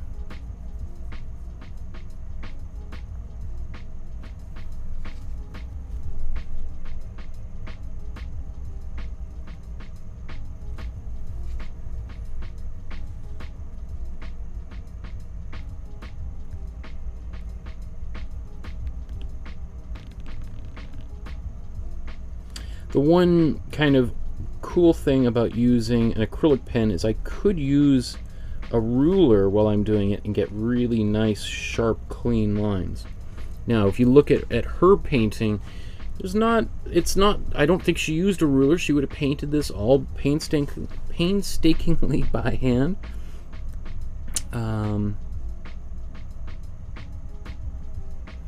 So it's not really about perfection. I don't think she was concerned with that at all.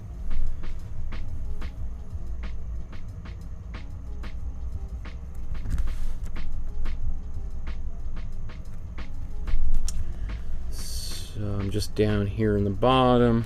Do I want to do any more? Yeah, let's do.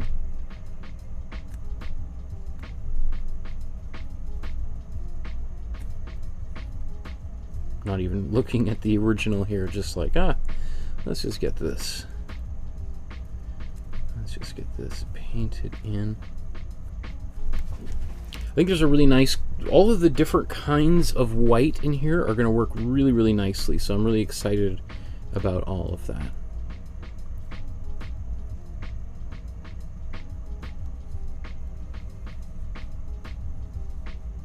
And even though some of these colors aren't exactly correct,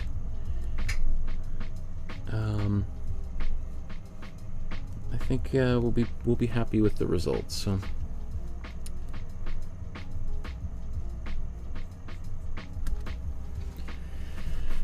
what's left? Right bottom right corner is where I'm at here. This area here I'm going to paint over here very lightly.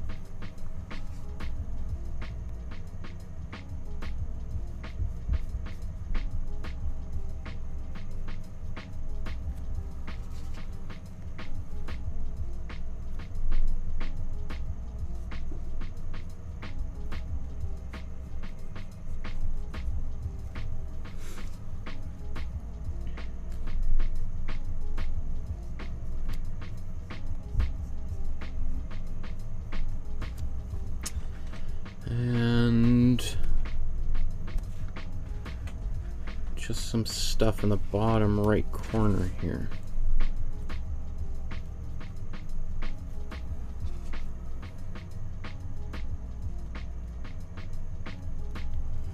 I'm thinking it's quite possible that once I get down to here with my paintbrush, I might have to do a little bit of work here and paint over some of this. That sometimes happens, you know, there just might be too much detail to try to work in this particular fashion. Okay, let's zoom back out and just see how it looks.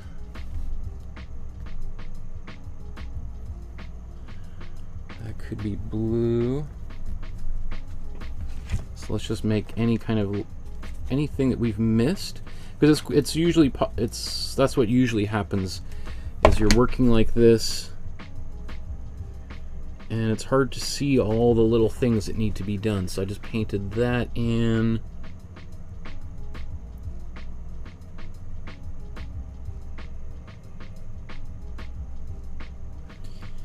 Where anything else that might need any more color? As I said, down here let's just do a bit.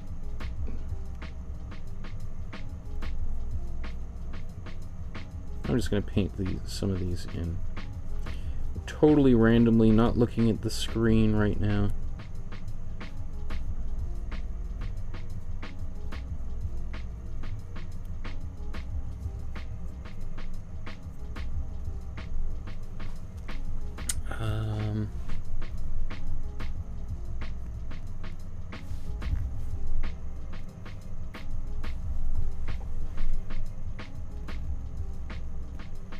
Basically, I just want to try to have different colors next to one another so that when I paint this, I'll have lots of alternating colors. Some of these are also going to be black shapes too, so I think that's good. Let's I'm going to say that's good enough, and let's clean the brush. Basically, it looks like I didn't use any cool red in this painting, so that's the only color that I haven't touched. Cool, I didn't use too much warm blue either, because there's really no purples, anything purpley in here. So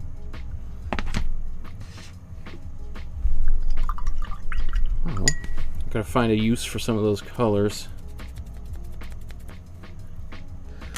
Maybe on something else later.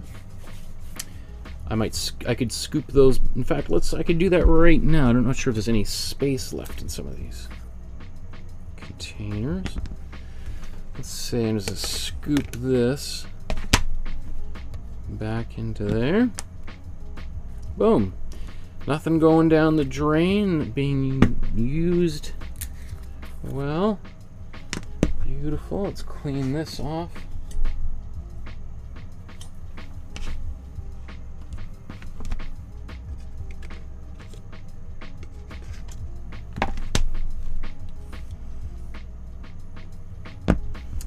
That makes me feel great. Rescuing paint from the garbage. You know, I guess it's kind of cheap, but I just sometimes feel really guilty about wasting paint. And as artists, one of the little bit of unspoken things that comes up in my classes at Emily Carr, especially with younger students, is, and I know I have one of my colleagues at school talks a lot about like artists and waste, and artists are some of the most wasteful it's one of the more wasteful professions. I mean, there's certainly other things out there, but something just as we, more and more these days, being more mindful of the waste that we create, right?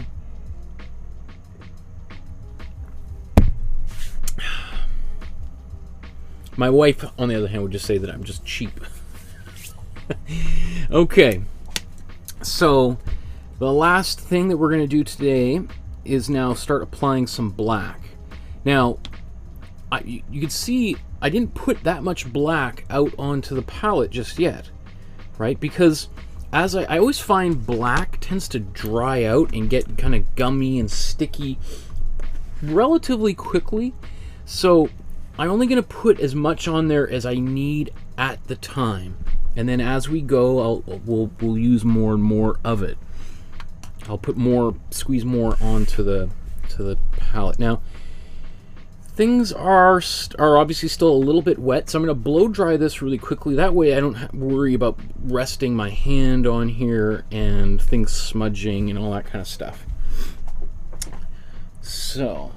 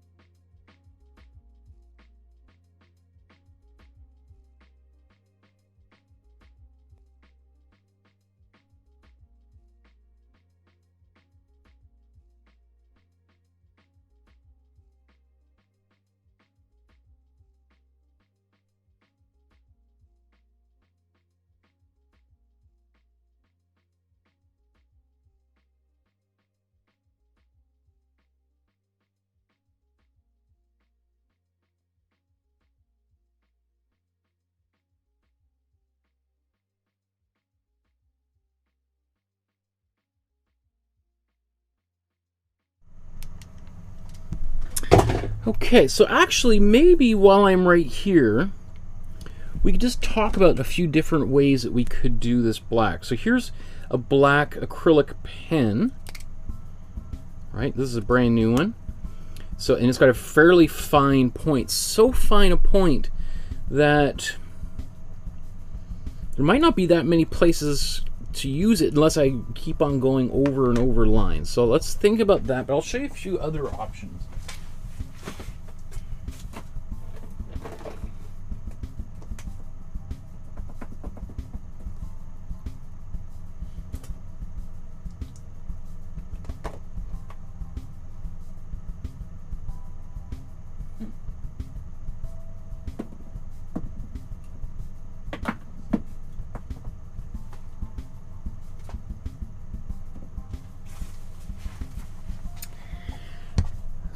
So, might have misplaced one color, but I'll show you. So, here is a box of acrylic inks. So, if I wanted to get like really nice, smooth lines, here's...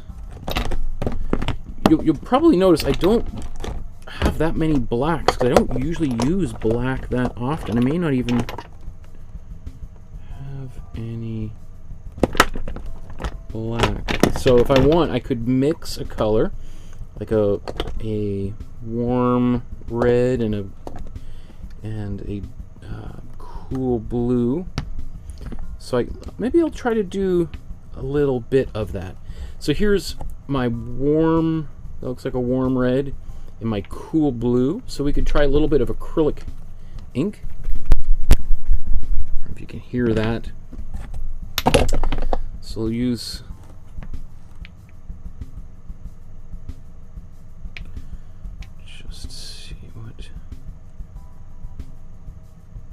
process cyan. This might be even, well, put those out. So that's some of the most fluid material that I have. Next up would be the soft, well actually before you even get there, so here is fluid acrylic. So we got acrylic ink, we got fluid acrylic, we've got high flow acrylics and soft body acrylics and acrylic pen, yeah. So as well as obviously our little bit, these are basically heavy body paints, right? So this is heavy body black paint. And then everything else is some degree of much thinner, more fluid paint and kind of easier to paint with. So I could mix a pretty dark soft body color. So this, actually let's, why don't I, what's the best way to, the degrees? We would say like, here's your thickest paint, second thickest paint, maybe fluid acrylic, high flow, and then acrylic inks, I think would be.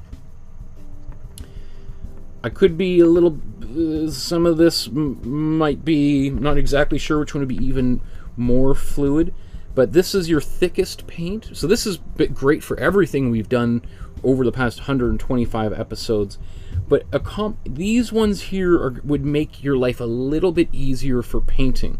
Now the thing is, generally the thinner the paint, the less opaque it will be. Now they're intended to be as opaque as possible, but if we try painting over top of this heavy body thing here, I'm a little suspect of how dark these will actually get, these inks. So I think probably this fluid acrylic, I'd be really interested to see if how this one works. The soft body is a lot like the heavy body, but just a little bit more on the liquid side. So, you know, if I shake, I don't know if you can hear any of this, you know, I shake my heavy body next to the microphone, you probably can't hear anything, right? Then I take a soft body, you can kind of hear that, right? I take my, this is a high flow, right? Sounds like water. The fluid acrylic sounds like water. And I think that's pretty full. These might be I'm not sure. I haven't used these for a while, so well, that's all dried up inside. That's a bummer. These are expensive, so that's can't really hear. But I don't know if you can see that. There's not much in these, but so anyway, I think I'm going to try using a little bit of fluid acrylic. We'll do a little bit of all of these. We'll kind of play around. I just think it's kind of fun, just maybe for some people who are thinking about using alternate materials, what we can do with them. So where should we begin?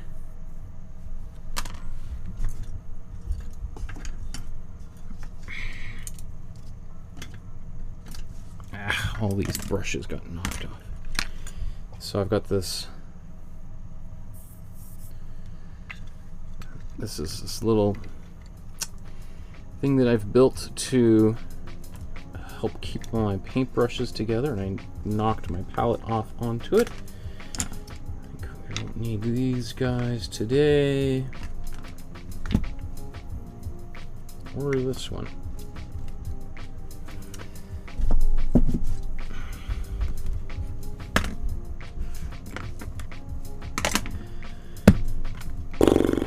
Okay.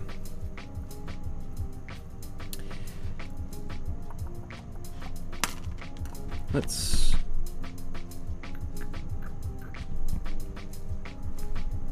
should I cheat and get a different paintbrush? I don't want to, but I kind of want another square brush like this, but just smaller.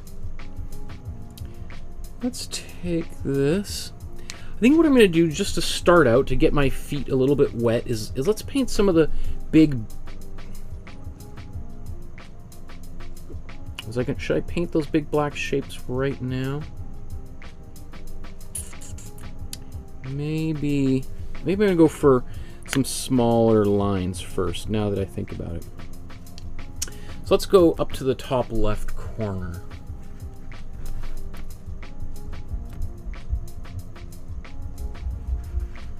So I'm going to paint in this area here.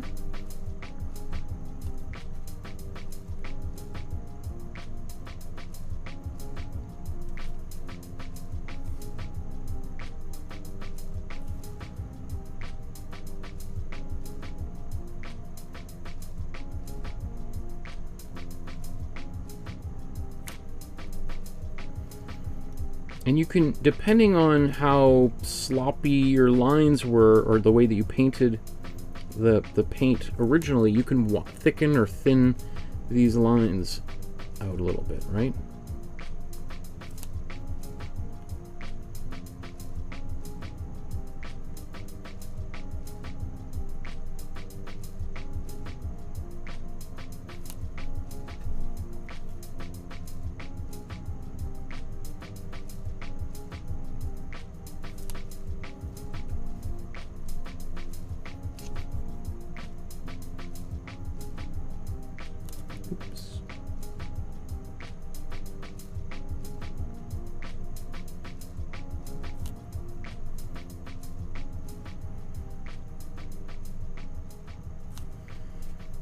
So now we'll probably be doing this kind of thing for the next while.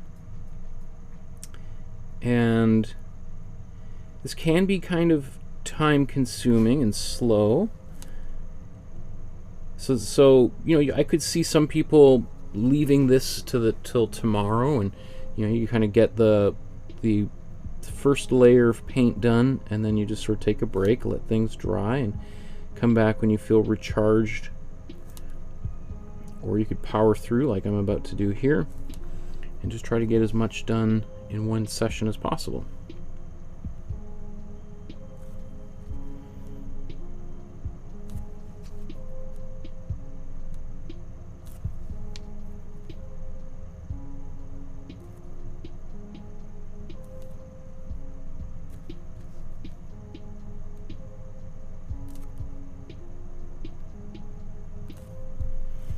You know, this painting is much larger than what I'm working on right now. But, so some of the stuff that I'm doing, it's a little hard to do kind of small little details. Let's do connect this, and then we'll fill in that dark, or this shape right here.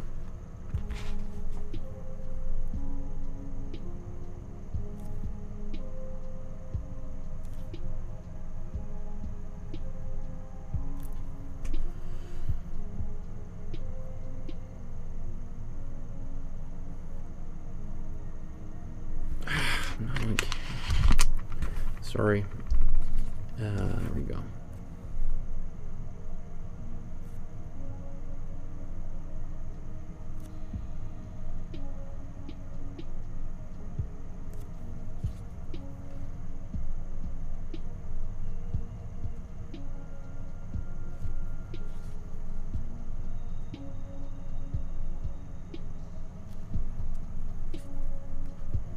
And then we'll just fill this in.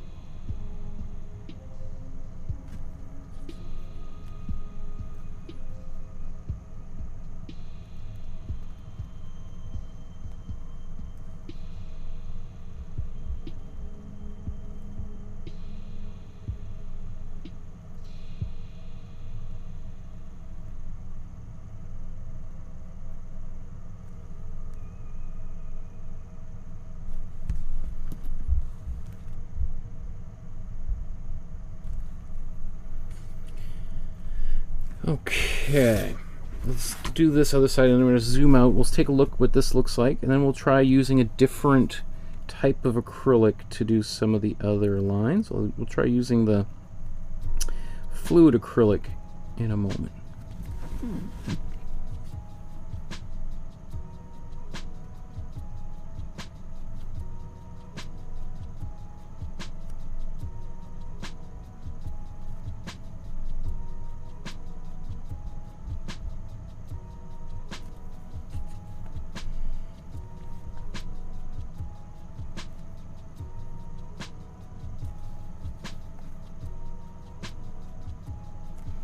So this is already like just radically transforming this painting, lifting it up from being, you know, frankly pretty messy and sloppy. And I was, you know, which I was doing deliberately because I knew that when I started putting these additional layers of black on it, that it would significantly transform the painting. So that's why I was being, you know, pretty cavalier with the way that I was applying paint.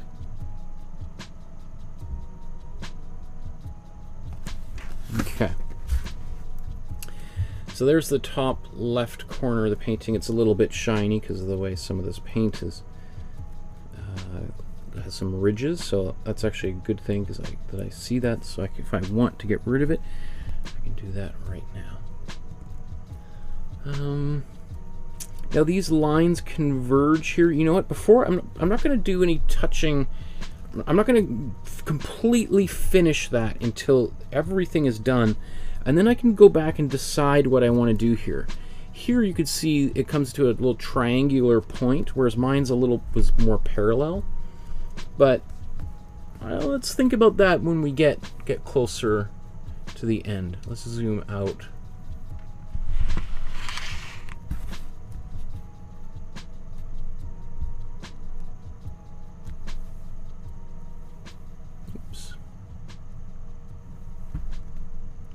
Painting at this stage. There we go. Slowly coming into focus, right? And that's what we want to see.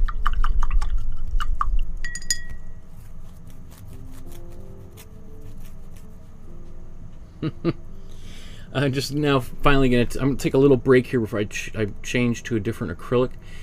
Just looking at the chat here. Maria says, talking about exhibitions, how was your first exhibition, Michael?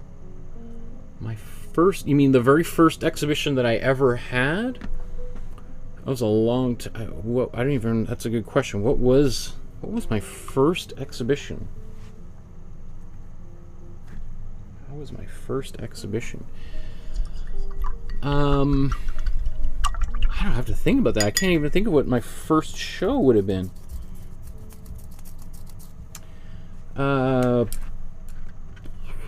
We're talking like 25 years ago. I'm sure it's on my resume, but or maybe it's not even on my resume. Maybe it's long been since deleted. That's a good question. And I've had lots of different kinds of I've exhibited at, you know, it's sort of like, what is my very first exhibition? What would that have been? That might have been, you know, do you include the things you did in elementary school when there was a little parent-teacher night and you hang up your things? Or is it the first time I exhibited when I was in undergraduate school?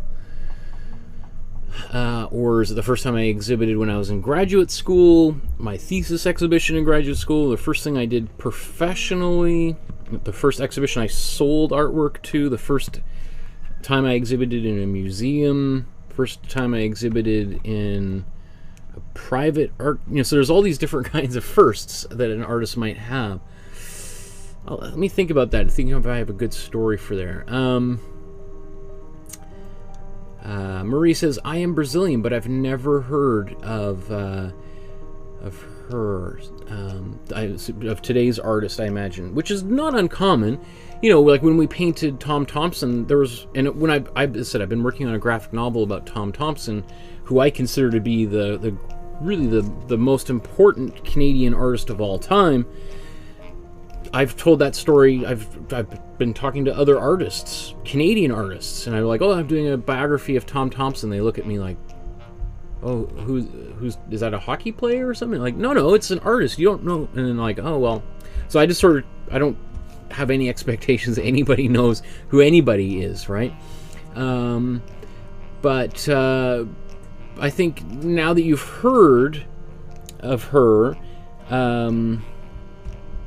you're probably going to start seeing more of her work, and when you go to a museum, like, oh yes, that's who we're talking about. Let's see. Heidi says, hi everyone, good for you, Marie and Paula, sketching the image out on your own. I like this style, but a larger canvas would be better. The Kathleen Munn that we did I did mine on a 7 by 10 inch canvas, and it left me with frustration.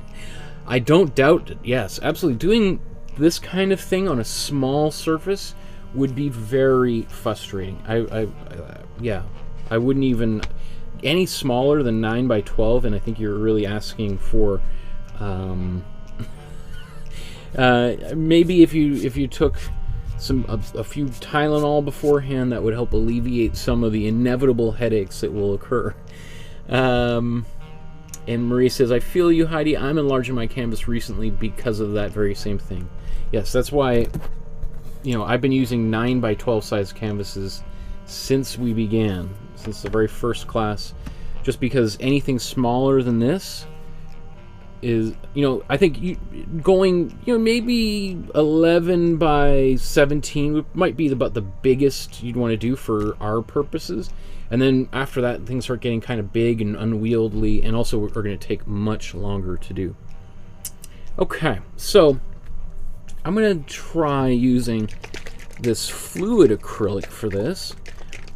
I've never used it for this purpose. I've used fluid acrylics for painting on paper and plastic. Oops, sorry, I'll just show you what it looks like when I squeeze it out. Right, it's let's see if we can get that to kind of drip a bit. Right, you can see it's slowly dripping. It's sort of, It's not as thick as molasses or something, but it is, and because we can drip with it, but it's just much thinner. I think this is probably when people add water to their paint, especially black paint. I think this is closer to the type of viscosity that people are actually looking for. So let's zoom in and let's pick up where we left off. So I was kind of going down. I'm going to go kind of down the left side of the painting. Wow, that definitely works much better. Okay.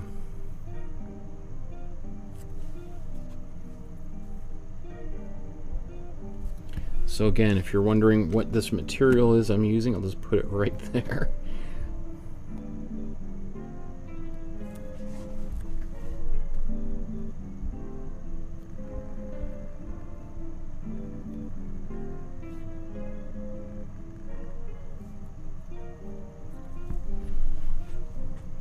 All right, let's get that out of the way so I can continue to paint right through it. Oops.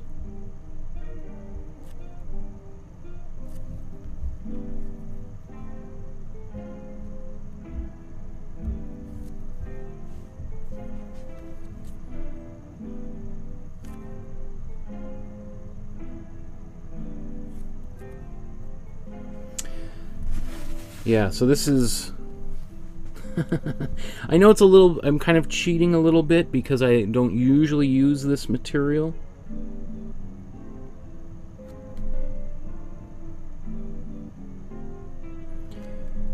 But this will also help me get this painting done in a much more timely fashion.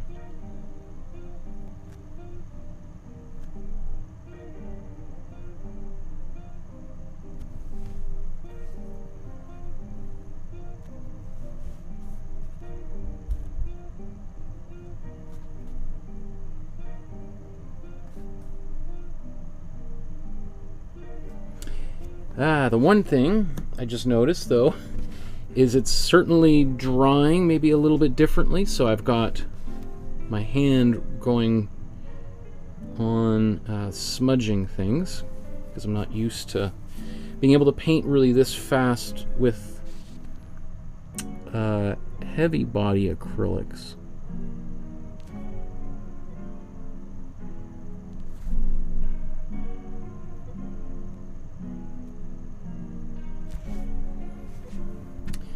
So that's just something to be mindful of. So, you know, when I have a mistake like that, I can figure, well, actually, it's not so bad because there's going to be black right there anyway. But, you know, if that were to happen elsewhere, then I could always paint over it. I probably could, if I got some water on that quickly enough, I could have just wiped it away, but...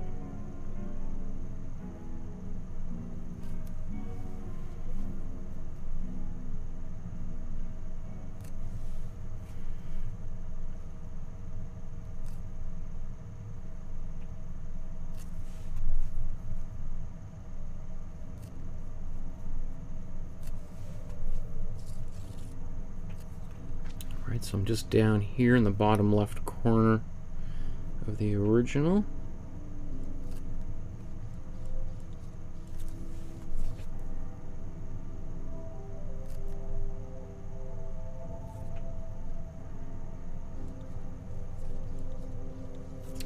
So I hope you don't mind if I just continue using the fluid acrylic to execute the rest of the painting.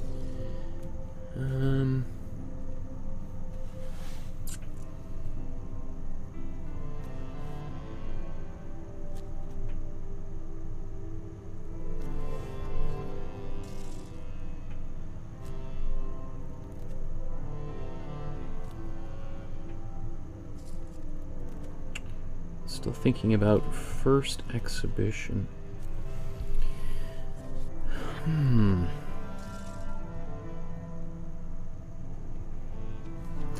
Well, you know, I remember a friend of mine when I was in art school in undergraduate school, he had a really interesting way of talking about art. He, because people would say, why did you become an artist? Often an artist gets a question like that, and he said, I became an artist because my mom just kept hanging my pictures up on the refrigerator, and I just kept thinking like, oh, this is what I do. I make things that go on the refrigerator. My mom likes the work enough that she wants to essentially exhibit it, right? And really, a lot of art is just, being encouraged to make it and to keep on making it. And over the years, as I've been teaching, I've worked with really young kids, and I've seen how their parents interact with them when they come to pick them up after school. And you can really tell very quickly who's going to be making artwork and who won't be making artwork. And in some ways it's really sad. Like, you'll see a kid who's clearly got lots of talent and ability and really enjoys making art, and they'll finish, they'll finish the class, and then their parent will come and pick them up, and they're super excited. They're like, Dad, look at this thing I made, it's so cool. And they're like, cool, okay, let's go, we've got soccer practice coming up, gotta get going. And there's no like real acknowledgement of for this kid is like a pretty big achievement. They're really excited, they want to like show it off, they're really proud of what they've done, and the parent essentially doesn't even acknowledge what they've done at all. And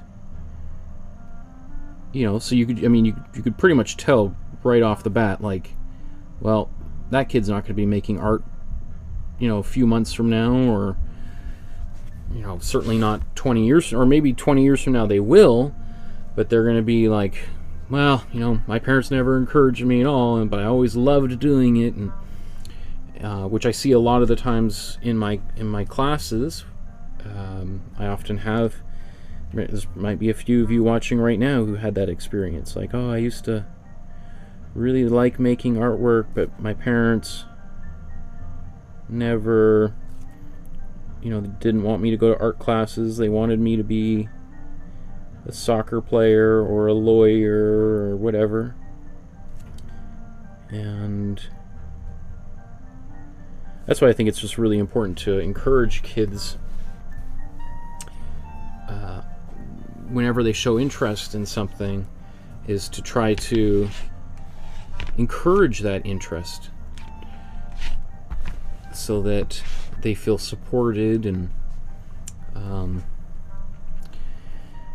don't know, I just think of all of the millions of great authors and painters and musicians that could have been, like my own father wanted to be an artist when he was a kid. He grew up on a farm in Saskatchewan, and the idea, for at least for his parents, of him being an artist, like, he might as well have said he wanted to become a circus clown. It was like, oh, okay, well, sure, yeah, it's like, how on earth, like, who's gonna buy these paintings right here, right? So, which is why kids will move and go to a big city. Agnes Martin grew up on a farm in Saskatchewan, and she left Canada because there wasn't really any opportunities for an artist in Saskatchewan, especially a woman, right? Whereas things were a little bit more cosmopolitan in New York, where she eventually went to, and it wasn't so unusual for a woman to be an artist out there.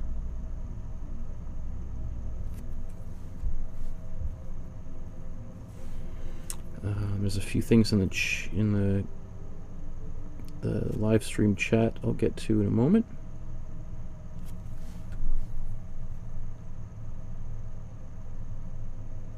Wow, I should have been using these fluid acrylics about 125 episodes prior to today. My goodness. You know, I guess slowly over time I have adopted different materials. You know, when I began, I had really wanted things to use the same very simple small set of materials to show people that you could pretty much do anything. You know, paint all of the most famous paintings in human history with this very simple palette. And it's certainly, I feel like I've been able to do that for, you know, 100 and some episodes. I have obviously introduced using some glazing fluid. I used a little bit of matte medium today.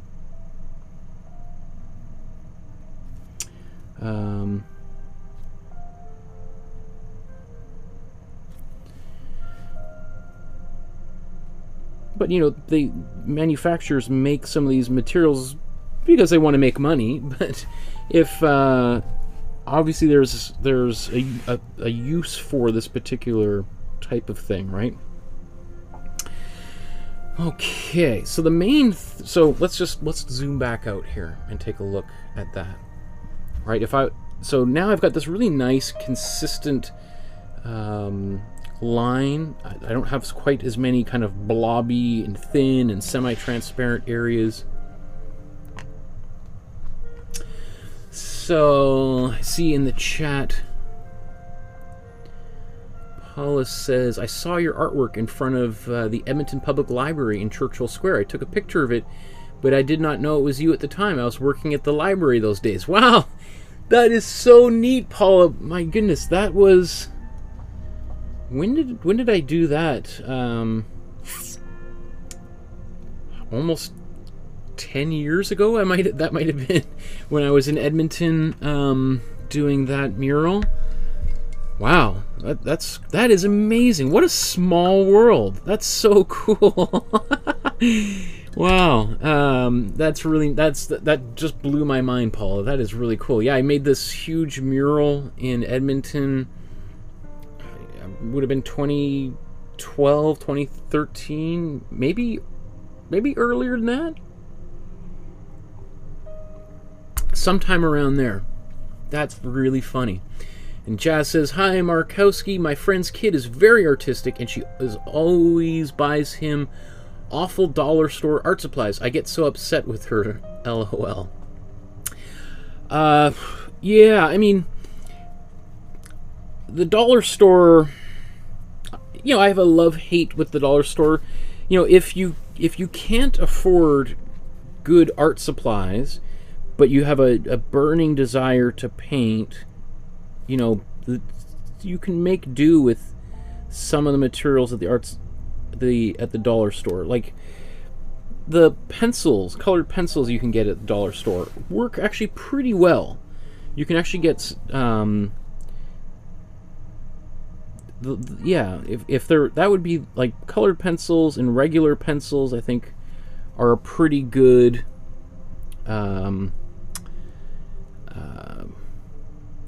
you know, substitute, I guess.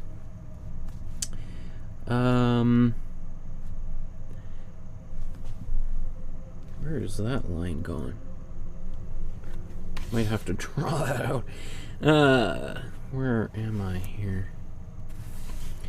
The acrylic paint from the dollar store, maybe not very high quality. It's also, you don't get that much either, so it's not really that good of a deal. Like, that's one of the secrets of the dollar store, is they sort of get you in the door with a few cheap things, but a lot of the stuff is just like, is is not actually the same. So you're like, oh wow, look at a candy bar for $1, but it's actually like half the size of a regular candy bar. Not that I don't even eat candy bars at all, but I think you understand what I mean, right? So yeah, it's half the price, but it's also half the size, and so the quality, not only is the quality lower, but the quantities are also tend to be lower as well.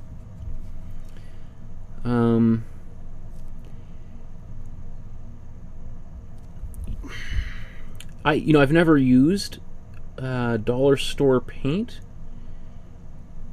just because I always have, I already have way too much of my own kicking around the house. It'd be kind of a fun activity to see, to just test it and see what I can actually do with it.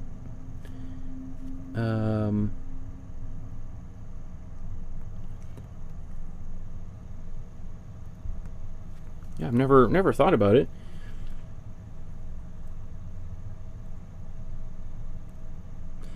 But there's also something to be said with, like,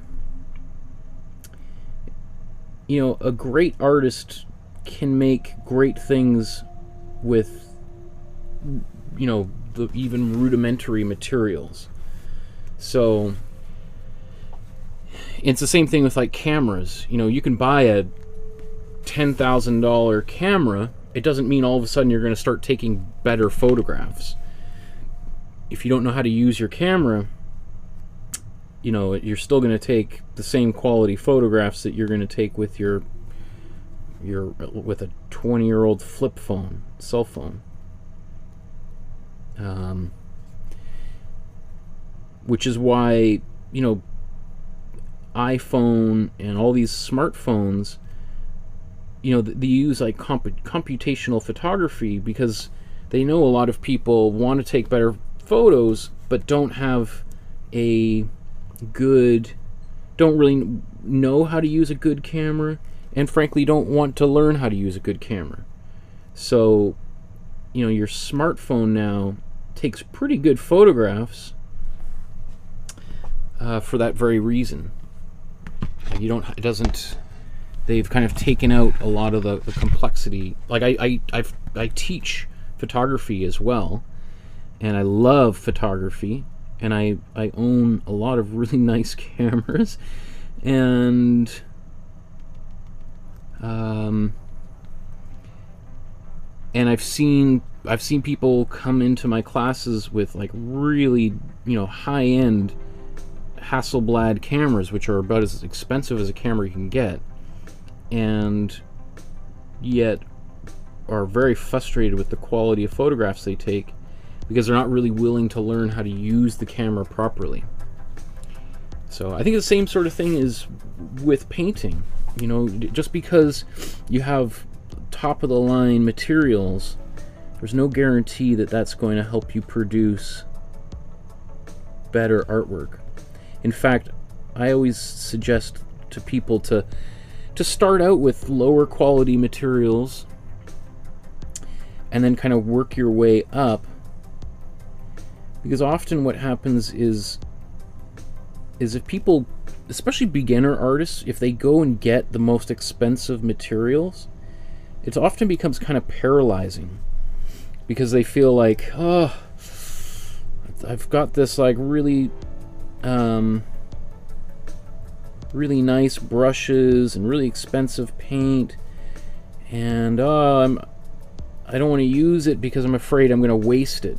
Like, I remember I had in my drawing class, when one of the last classes I taught in person before the pandemic hit, I remember I had a student who came to class and had a not even that good of a sketchbook. It's a sketchbook that I encourage everyone to get in my drawing classes, and so it's like a $15 sketchbook. So it's, you could certainly spend a lot more on a sketchbook, and you could certainly spend a lot less. You can buy one for $1, right? Or you could just use loose leaf photocopy paper.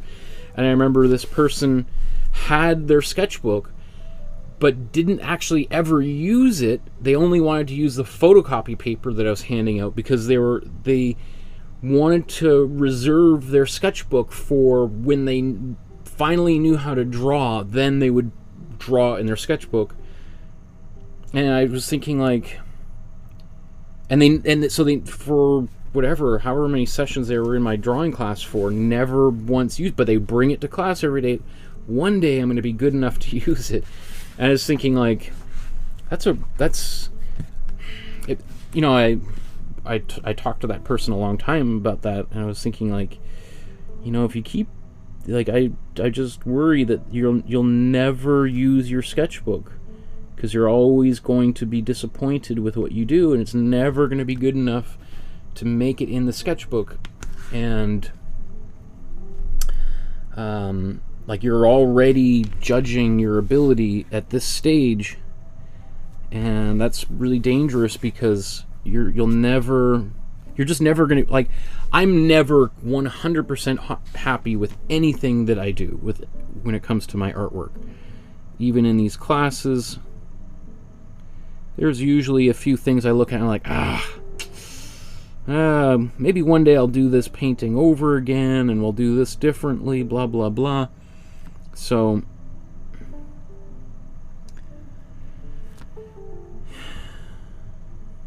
yeah, so your friend buys cheap paint.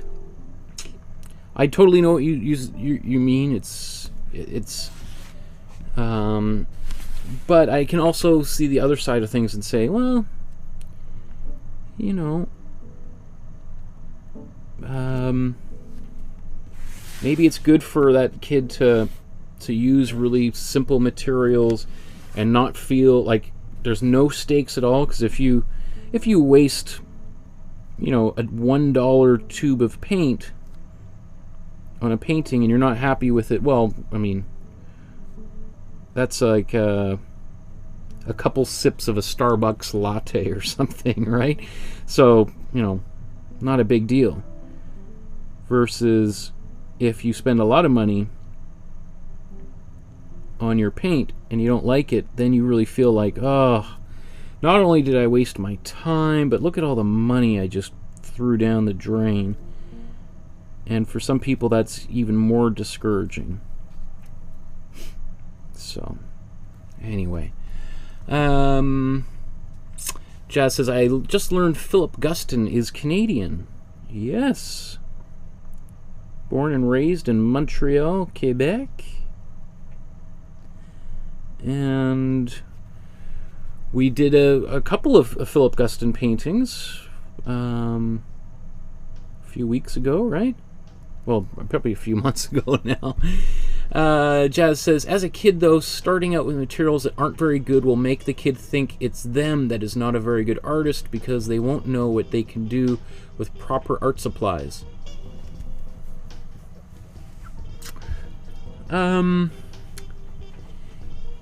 Yeah. I know what you're saying. I absolutely know what you're saying.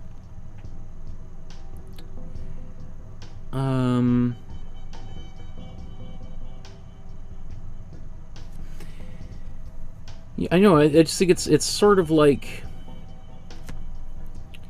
I remember when I was a kid, I was in a rock band for many years when I was much younger, in a different life, and you know, I had a really cheap guitar.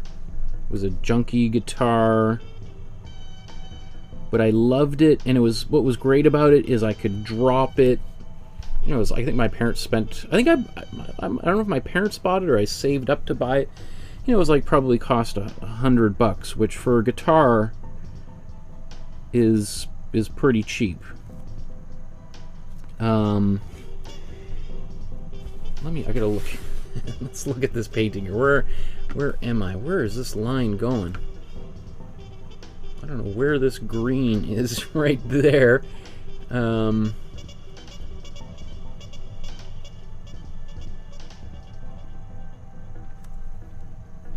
So things are a little confused in this painting. That's all right. Let's just paint. remember I said I was going to make lots of little mistakes throughout this painting, and that I wouldn't be too worried about it either. So again, it's like, not gonna cry over that. There's lots of other things in life that to cry over than that kind of thing. If anything, I like that kind of stuff because it's like, oh, it makes my painting just that much more unique than the original.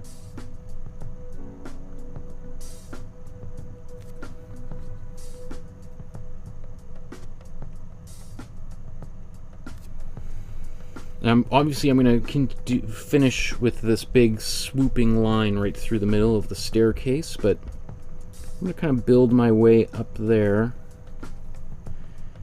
A big part of that is because since it kind of goes all the way through the canvas, it's going to be wet, and I want to make sure that I'm ready to paint that.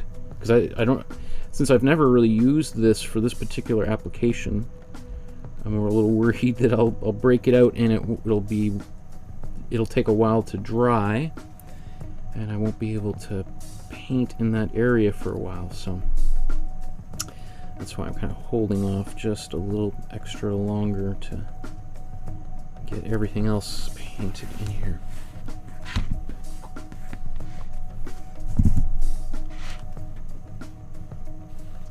Okay. Right, so slowly everything's coming together. There's a few little things that I've missed along the way, but as I said, I'll save that till a little bit later in the painting, and then when I've got most of the lines painted in, it'll be a lot easier for me to see what is working and where there's sort of glaring problems.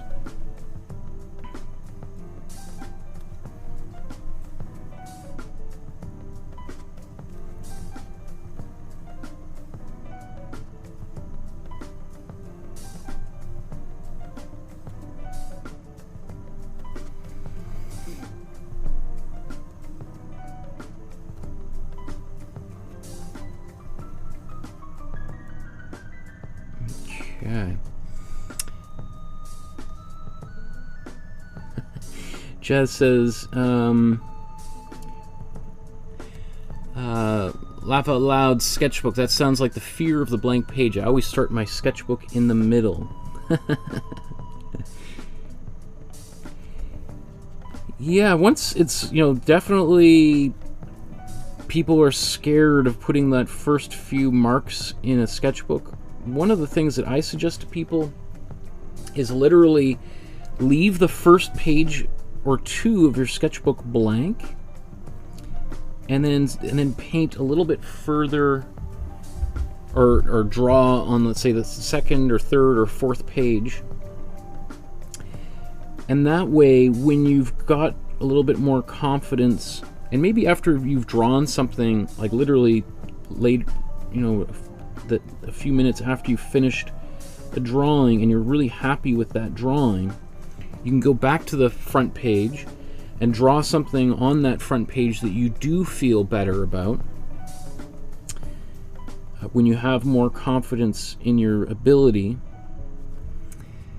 because often that first page of your sketchbook, if I've been places, I often take my sketchbook out and go sit down at a coffee shop and draw, and it does not these days, but it used to happen where a stranger would say, "Hey, can I take a look at your sketchbook?"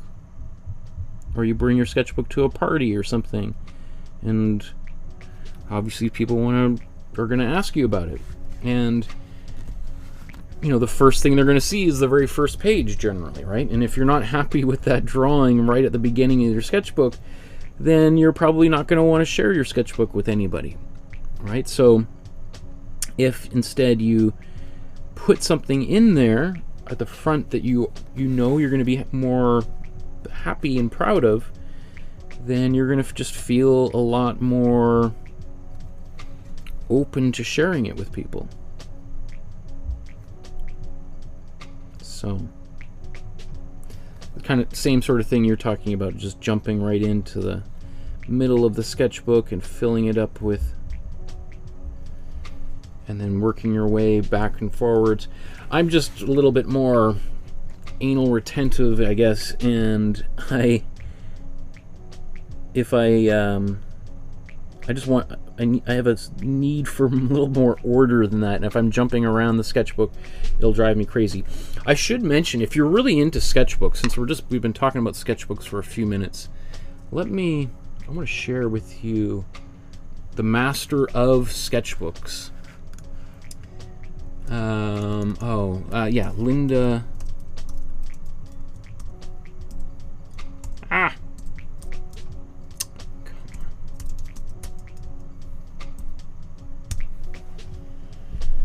Linda Berry is the most awesome sketchbook artist of all time. I show her work to my students at Emily Carr to encourage them to fill a sketchbook up edge to edge and get wild and do, like, so she's like the most awesome sketchbook person of all time. I love, like, she just jams, like, so this would be, let's say she's making notes in her notebook, right? Here's just a page of yellow paper, right? She's just drawing and doodling and coloring every little part of it, and I think that just makes...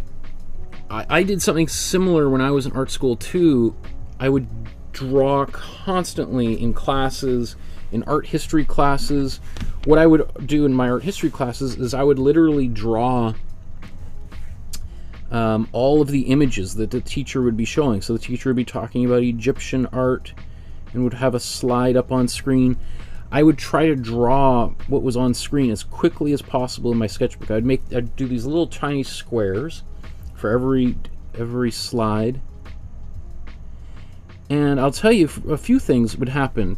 I'd have to be paying really close attention to what's going on screen, because I'd have to be looking at the screen for information on what to draw, right? So I had to be paying attention. I had to be wide awake. I couldn't be sitting there with a raging hangover or something, right? So it started to bleed into other parts of my life where I'd take a little bit more care to be more aware. And it would help me really remember what was going on, because then I could look at my sketchbook and I would really remember, like, oh yeah, like that's what they're talking about here. And so it works. Drawing is amongst the most powerful mnemonic tools of all time. A mnemonic device is a memory aid. So you may have heard of things like a memory palace, which is an ancient way of helping people remember things, remember stories and locations for things. Speaking of which, oh yeah, if you're looking for a great book, my sister recommended this book called Memory Craft. And so my sister, ooh, my goodness, silverfish. That scared me.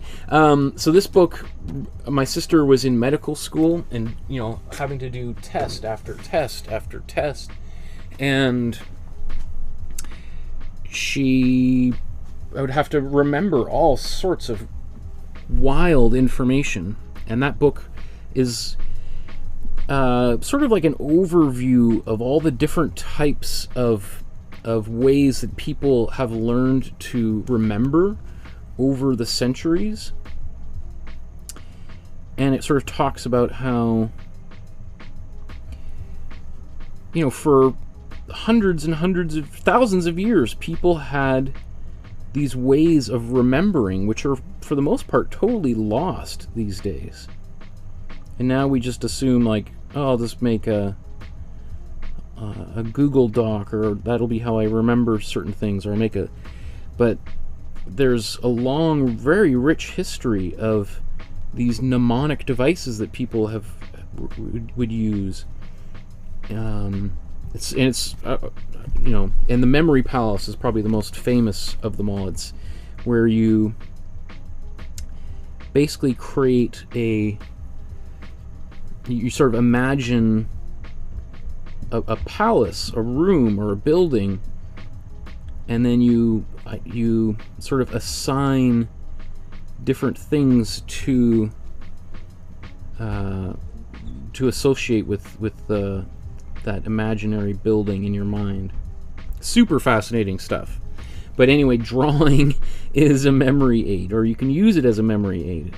And I've talked about in my drawing class that if you do drawings while you travel, or you do drawings in preparation for a test, you will remember things. Like you'll be surprised at how helpful it is. Okay, so I'm getting there. Now I've got these diagonal lines, it gets a little tricky because I've got all this wet paint, so I just have to try to be mindful of not getting my fingers all over the composition here.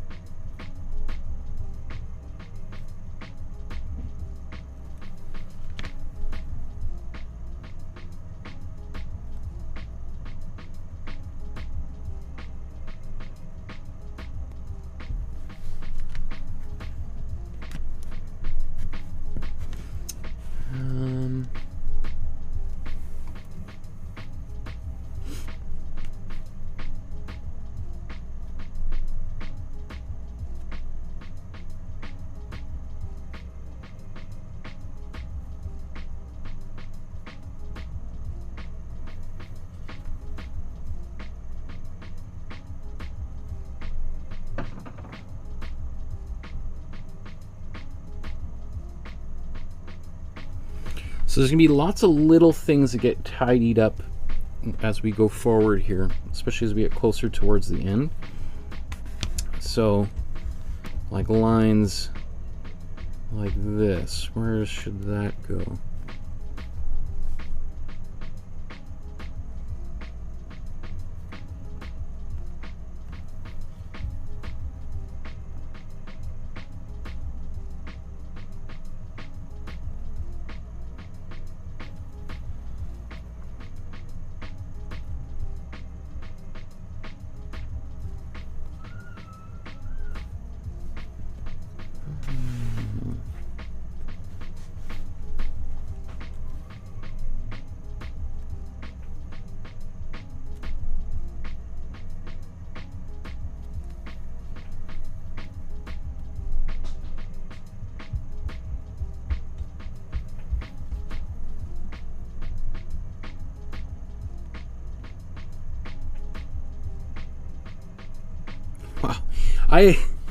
I did not expect using this fluid acrylic to be so helpful.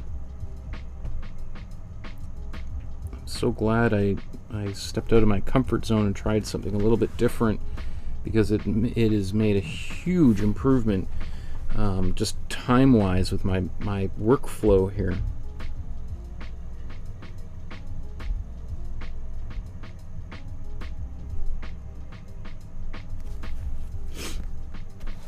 And, you know, I've been doing this painting for many years here and never used the high flow acrylic for this purpose. And I'll tell you right now, this is now going to be, I would highly recommend anybody watching to, you know, invest in a high flow. I'll put it in the video description after the episode's over with a link for ordering if you're interested at all, because, man, there's nothing more satisfying as an artist to have a material that saves you time and frustration and energy, all that kind of stuff. Because when you don't have when you're using materials that are frustrating, I guess kind of like what we were talking about with jazz, and the cheap materials from the dollar store, it's a little discouraging, right? You're just like, at some point you kind of might lose a little bit of interest because you get bummed out with how difficult it is. So when you have something that just makes the process easier, like, so that would be the distinction I would make. You know, it's not necessarily that the dollar store materials, it's not that they're necessarily inferior. It's just like, if they're a little bit, if they don't have the same viscosity as your typical acrylic paint, then it would just be, I would find it really frustrating to use that material. But, you know, they might actually be, they could be more like this. They could be more fluid. To be honest, I've never painted with them, so I don't know how good or bad they actually are.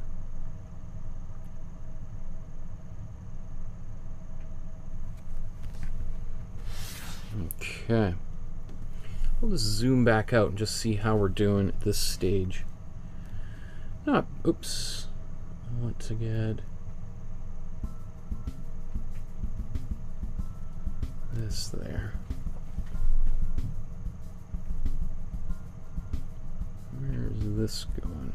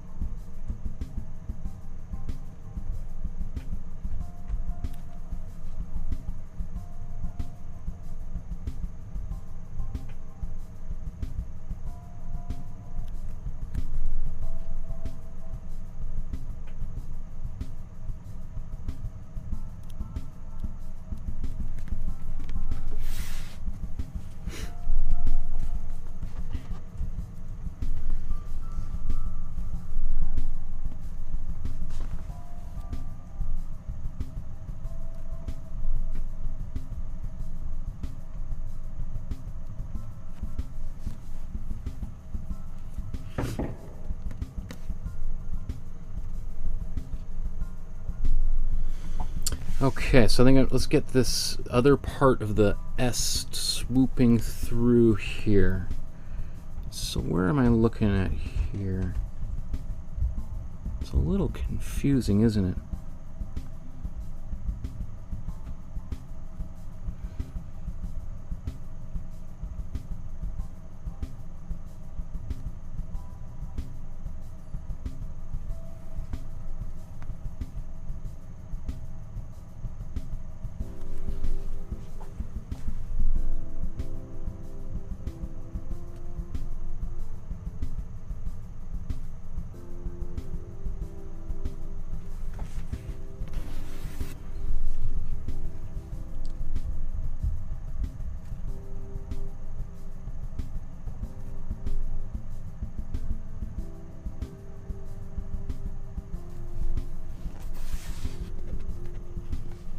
Okay.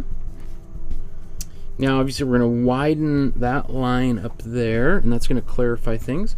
So this is going. I'm going to use a little bit more of the fluid acrylic, so it's my second time using it. And actually, I'm just going to wipe off the excess.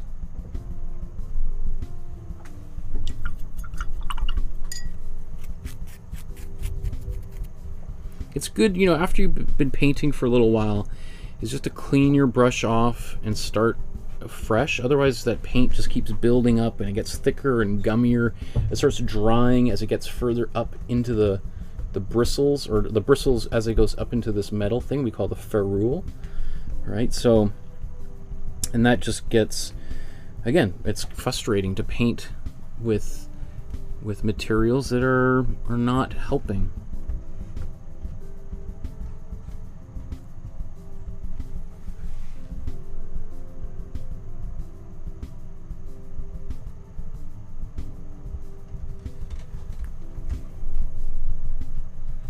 You can see some of my colors are a little bit different than hers, and which I expected to happen.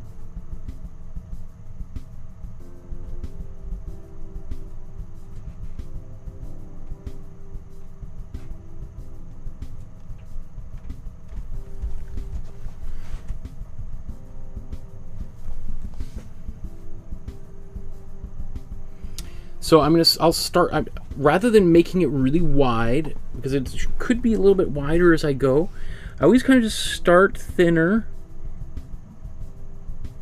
especially when you're doing a curve, because I might want to, like, let's say right here, give it on the top side, widen that out a little bit. And if I go wide right off the top, then I end up having to keep on widening and widening and widening things in each direction. So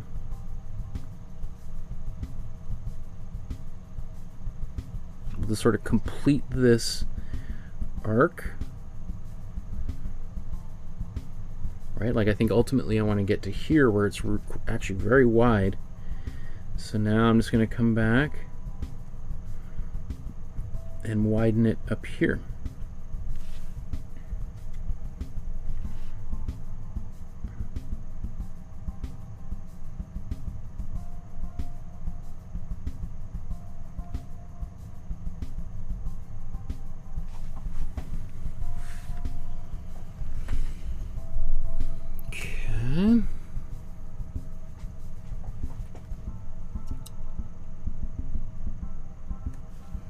So like I see this is a black shape in here.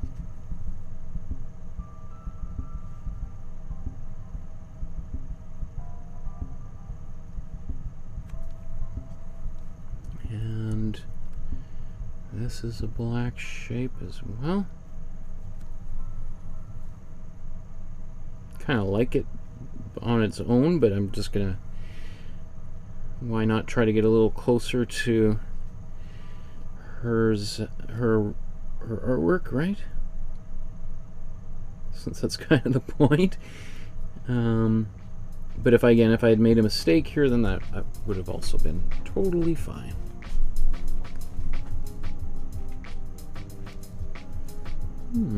Let's see.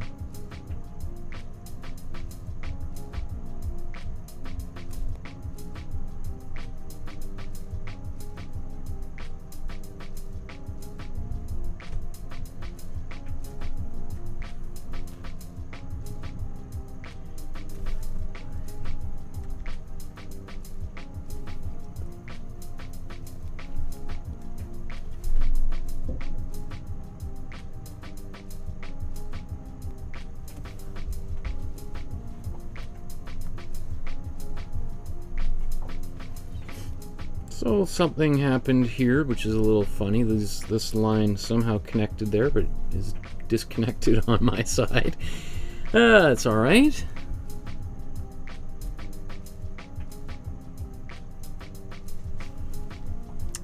Let me see. I think we should still widen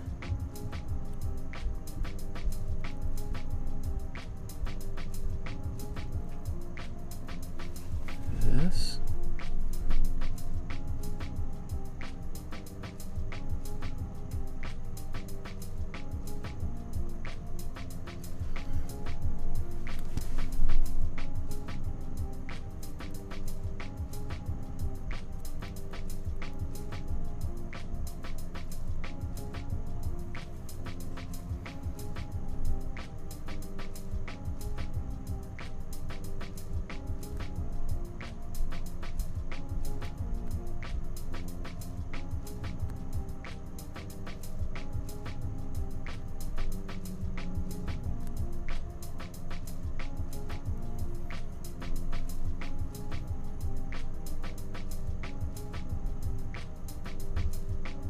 As we get closer to the bottom, it's, I guess, Well, I was gonna say it gets thinner. Hers doesn't get too much thinner.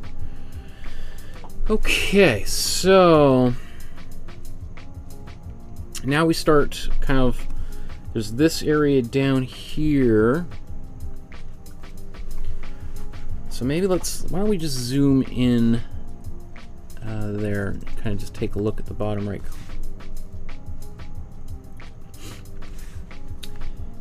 Jazz asks, do you do these live painting episodes on a particular day? Yes, every Tuesday and Thursday at 4 o'clock Pacific time.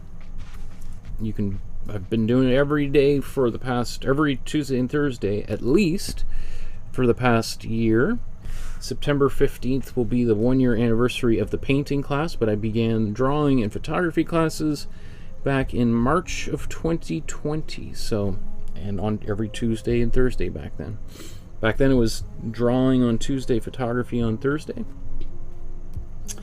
So you're welcome to come. I'm here the same time, same place, Jazz, all the time. Thanks. You say your lines look great. I appreciate that. Thank you. So we're down here, and that's, I could actually zoom in even more. It just looks so confusing on camera. You can't really see the difference between them, which is good. I like that there's almost a little bit indistinguishable, right? Jazz says, oh, that's so funny. I used to draw my history class too in the margins of my notes. Great minds think alike, Jazz, you and I.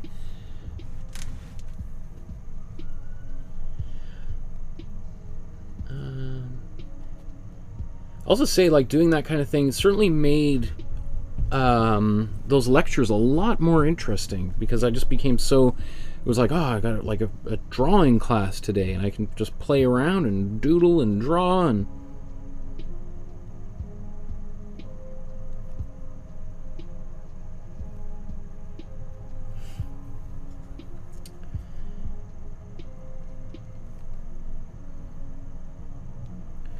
whereas I know a lot of my fellow students would literally sleep in the art history lecture. And now, all these years later, you know, I've always been very fascinated with history. I think it's because my dad is a history buff and was always watching documentaries and reading about the pyramids of Egypt or World War II and that kind of thing. And so it seemed kind of pretty, it was a natural thing for me to get more and more interested in history anyway. But and then obviously doing what I'm doing right now is we're going around the world and throughout time exploring all the great artists that have walked this earth.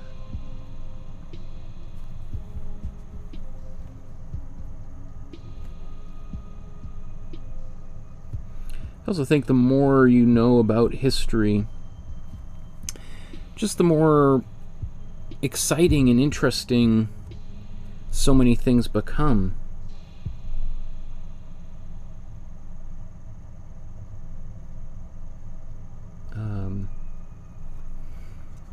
Knowing why artists did certain things or didn't do certain things.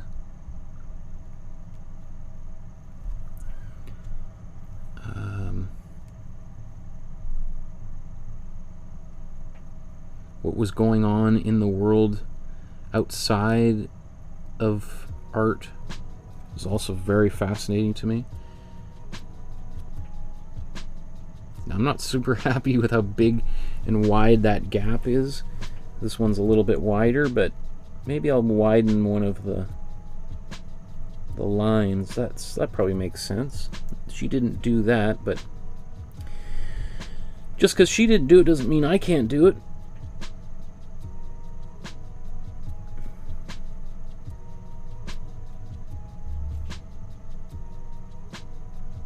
You know, my painting's sort of different enough as it is anyway.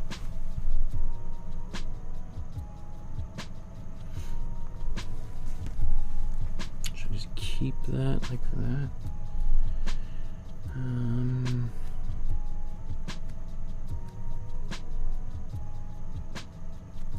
Now she kind of curves out. I don't like the way that looks personally. I think it makes that muddy a little bit, so I'm just going to leave it there, which sounds a little absurd to, you know, but yeah, I'm going to widen that, which takes care of that problem with some of those lines being just a bit too wide. But really, a bunch of this on the bottom is extra that wasn't in her painting anyway, so.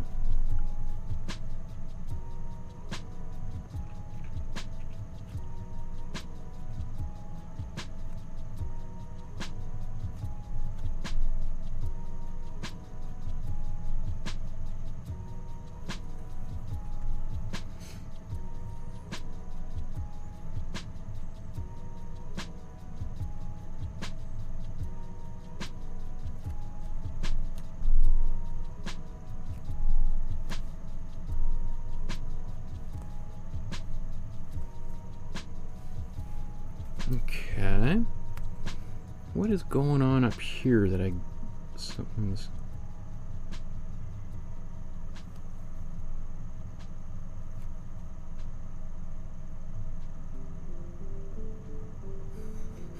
Something's kind of funny there, and so I'm just going to do something funny.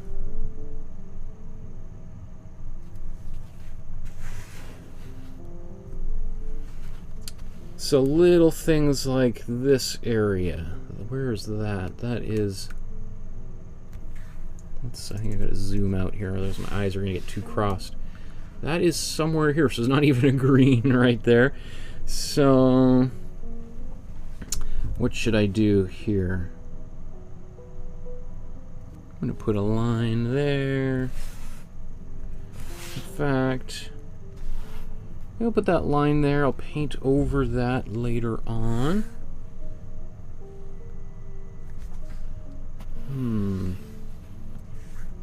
So I'm going to draw this diagonal, which I haven't done yet. And it kind of comes...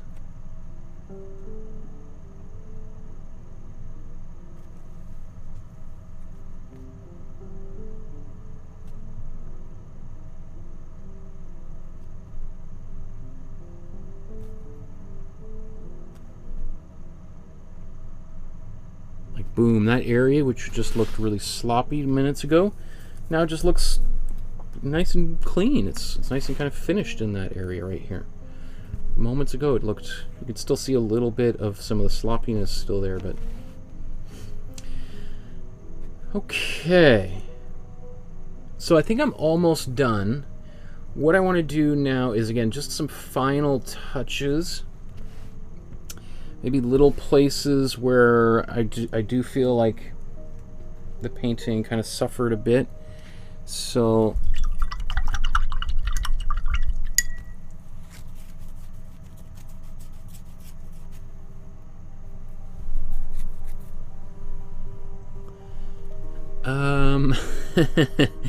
the painting, so I see in the chat there, Joshua says, hey, Markowsky, love the painting. Also, sorry if I keep bugging you about the painting schedule, but for the Caspar David Friedrich painting, will one of the paintings be the Chalk Cliffs of Rügen?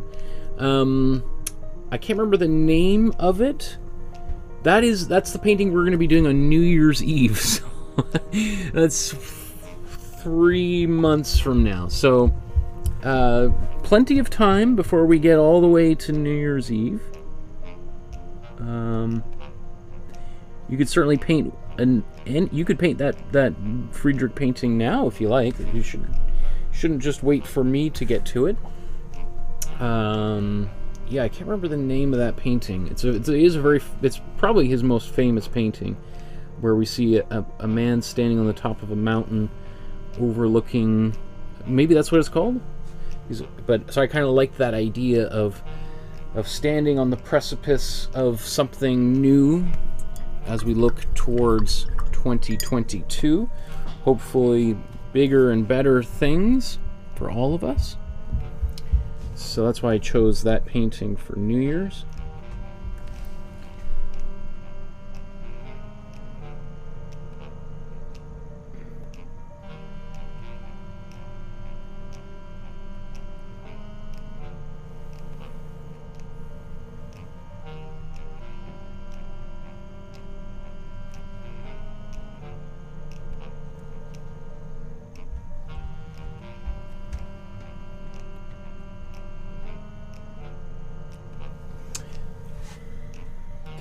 Okay.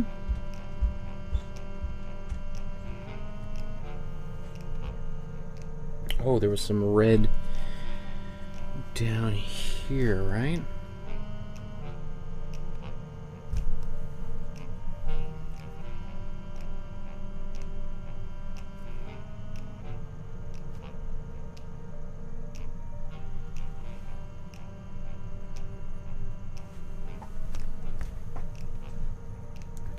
Okay.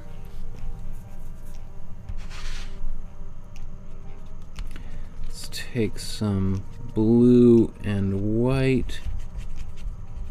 Got still a bit of black on my palette, so I'll darken the color a little bit, which is perfect because I want to come in here. Just tidy up where that green overpainted.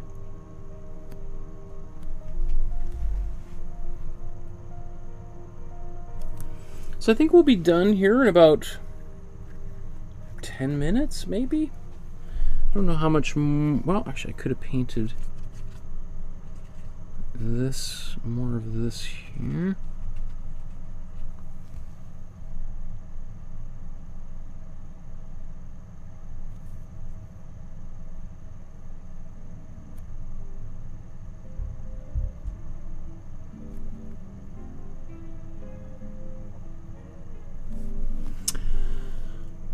Jazz says, I've been reading a lot about the Weimar Republic in Germany between World War I and II recently. People were so shell-shocked from World War I because it was so bloody, and portraits of that era are grotesque and solemn. Yes.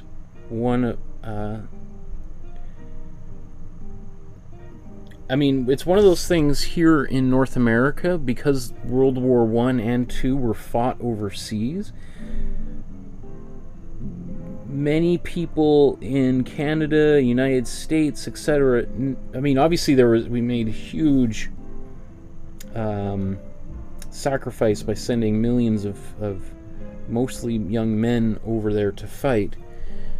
But because the civilian population was spared from the brunt of the war. I mean, obviously people paid a heavy toll with their sons and daughters, but they didn't have their houses obliterated from bombs falling from Nazi bombers and stuff. So I think a lot of people in the United States and Canada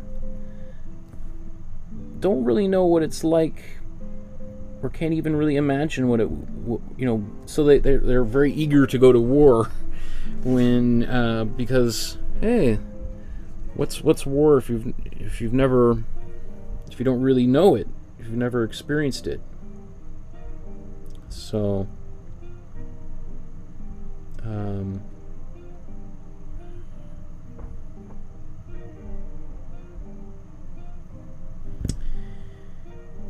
war is a scary, scary thing.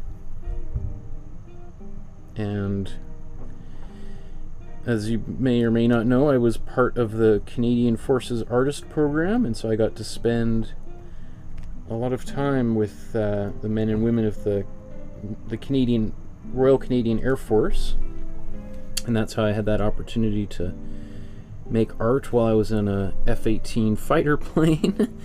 And which was, you know, one of the most incredible experiences I'll ever have in my life, and I'm super grateful for that experience. And so I have a great deal of appreciation for. I've had members of my family who were enlisted. I had family that served in World War I and World War II, and my uncle was in the Navy, well, in the Army, and my grandfather was in the Navy, and yeah. But we'll talk about all that when we do it on Remembrance Day, when we paint the Mary Hamilton Ritter, or Mary Ritter Hamilton. I can't remember. I'm getting tired and hungry as we get close to finishing up here. We're going to do a really cool painting for Remembrance Day, a field of poppies that are overtaking some trenches that she painted while she was out there. And of course the poppy fields, and the poppy is a powerful symbol of the war and of remembering the fallen. Okay.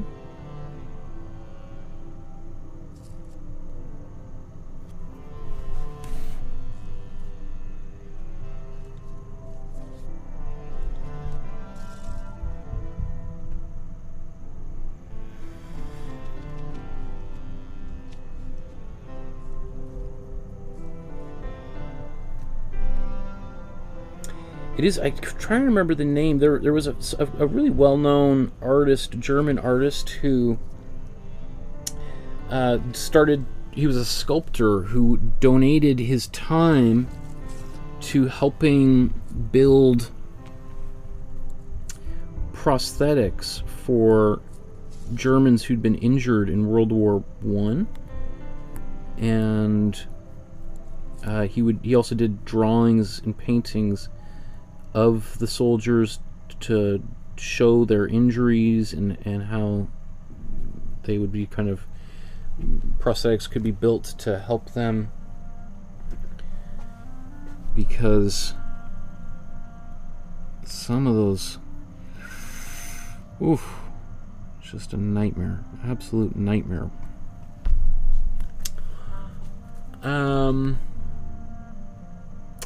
Jazz said, do you have a schedule up somewhere?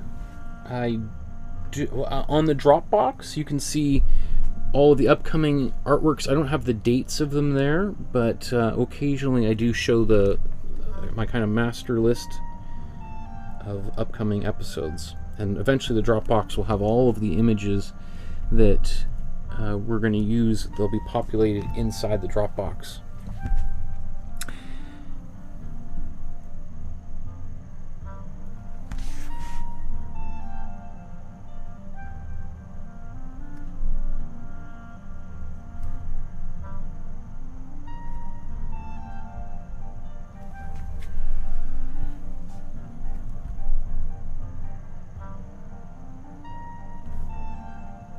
Okay, almost done here.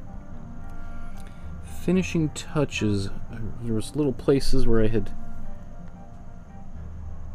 just need to touch up, because I touched up and painted over. I'm talking about black lines.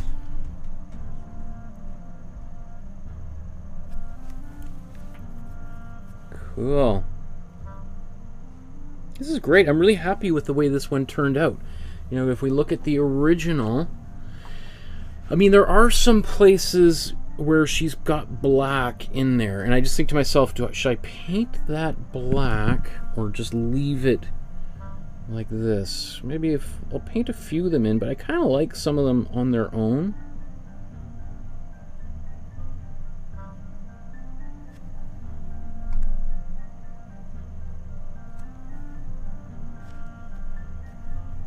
Like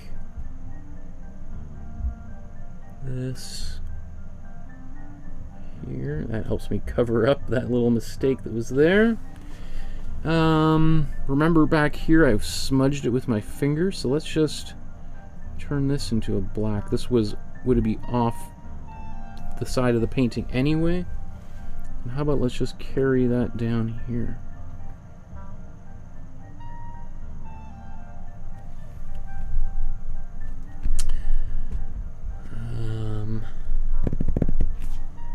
I guess that's black as well. Maybe I'll use a bigger brush for that.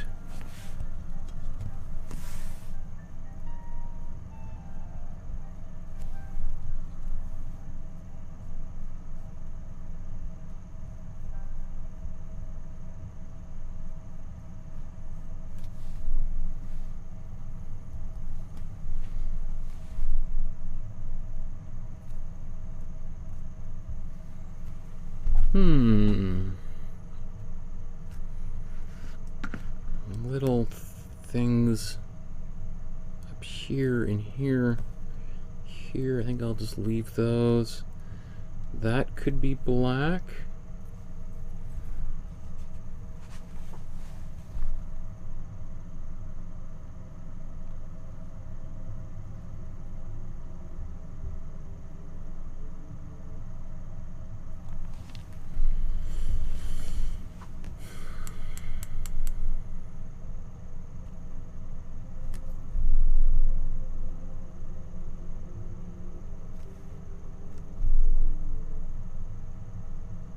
That could be black. Maybe I'll paint that black.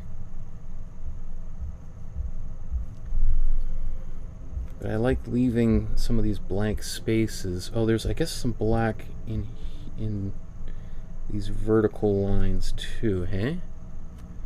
All right, that's black. And these are black. Obviously, you can darken whichever ones you want as you go here. I'm going to leave that shape, which is a bit of an outlier. Let's divide this in half. Anything else? Oh, there's something weird happening there.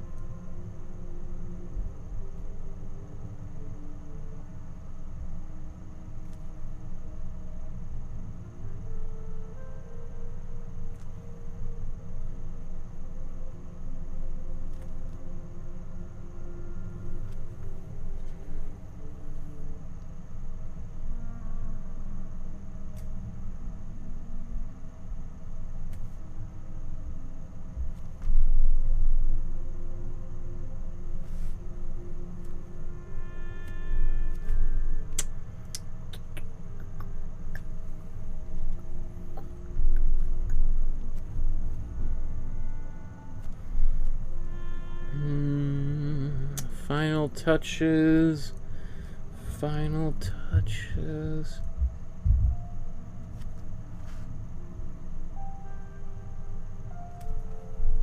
I guess that's dark blue. Do I need to paint that in there?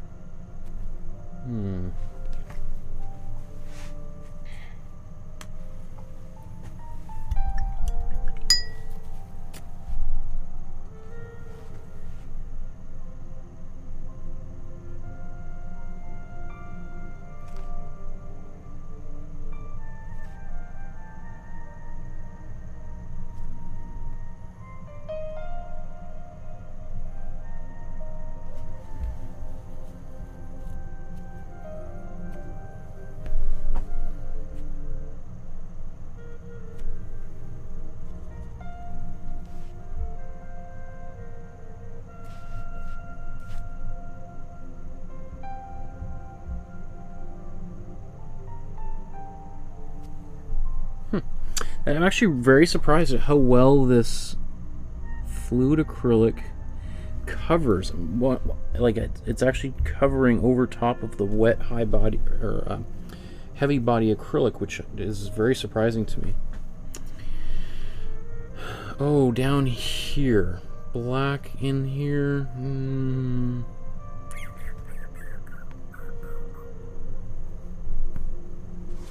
I don't know. I think I'm just gonna call it a night there, folks.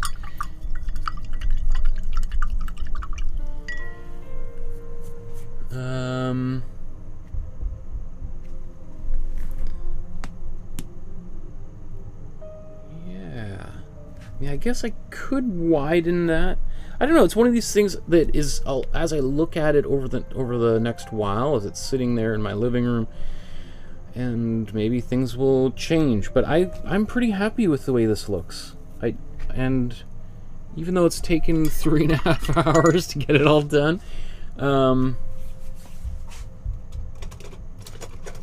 quality takes time, and a painting like this is just there's no way to really rush it. So let's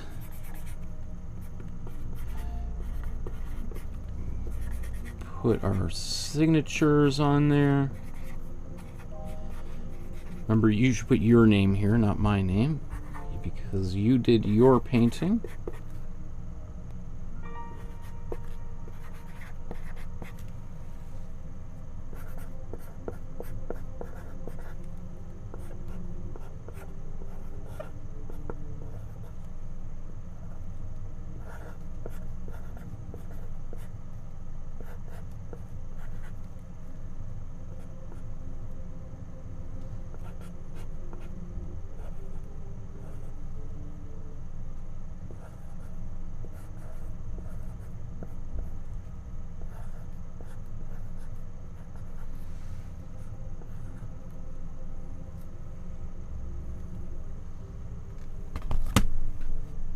Cool.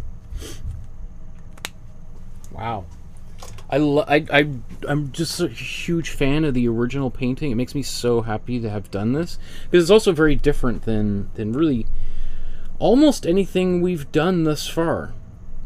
The Kathleen Munn was similar. She, by the way, I did mention that, you know, she did not consider this to be like a cubist painting. This is more of, as she goes into this neo-concrete phase, but we'll talk all about that tomorrow, as she like fully embraces a whole new, basically she formed a whole another art movement, because this woman was just chewing things up and moving from one thing to another pretty quickly, and doing it really well, better than anybody else had ever done before. And, you know, I was thinking, like what is another example of somebody like that? Maybe the Beatles, Bob Dylan, Pablo Picasso, a lot of men, right? I can't think of that many other women that, like, you know, I mean, maybe Madonna, or what's another, like, you know, somebody would say Lady Gaga, but she's always been very pop. Taylor Swift, maybe, from kind of country to pop.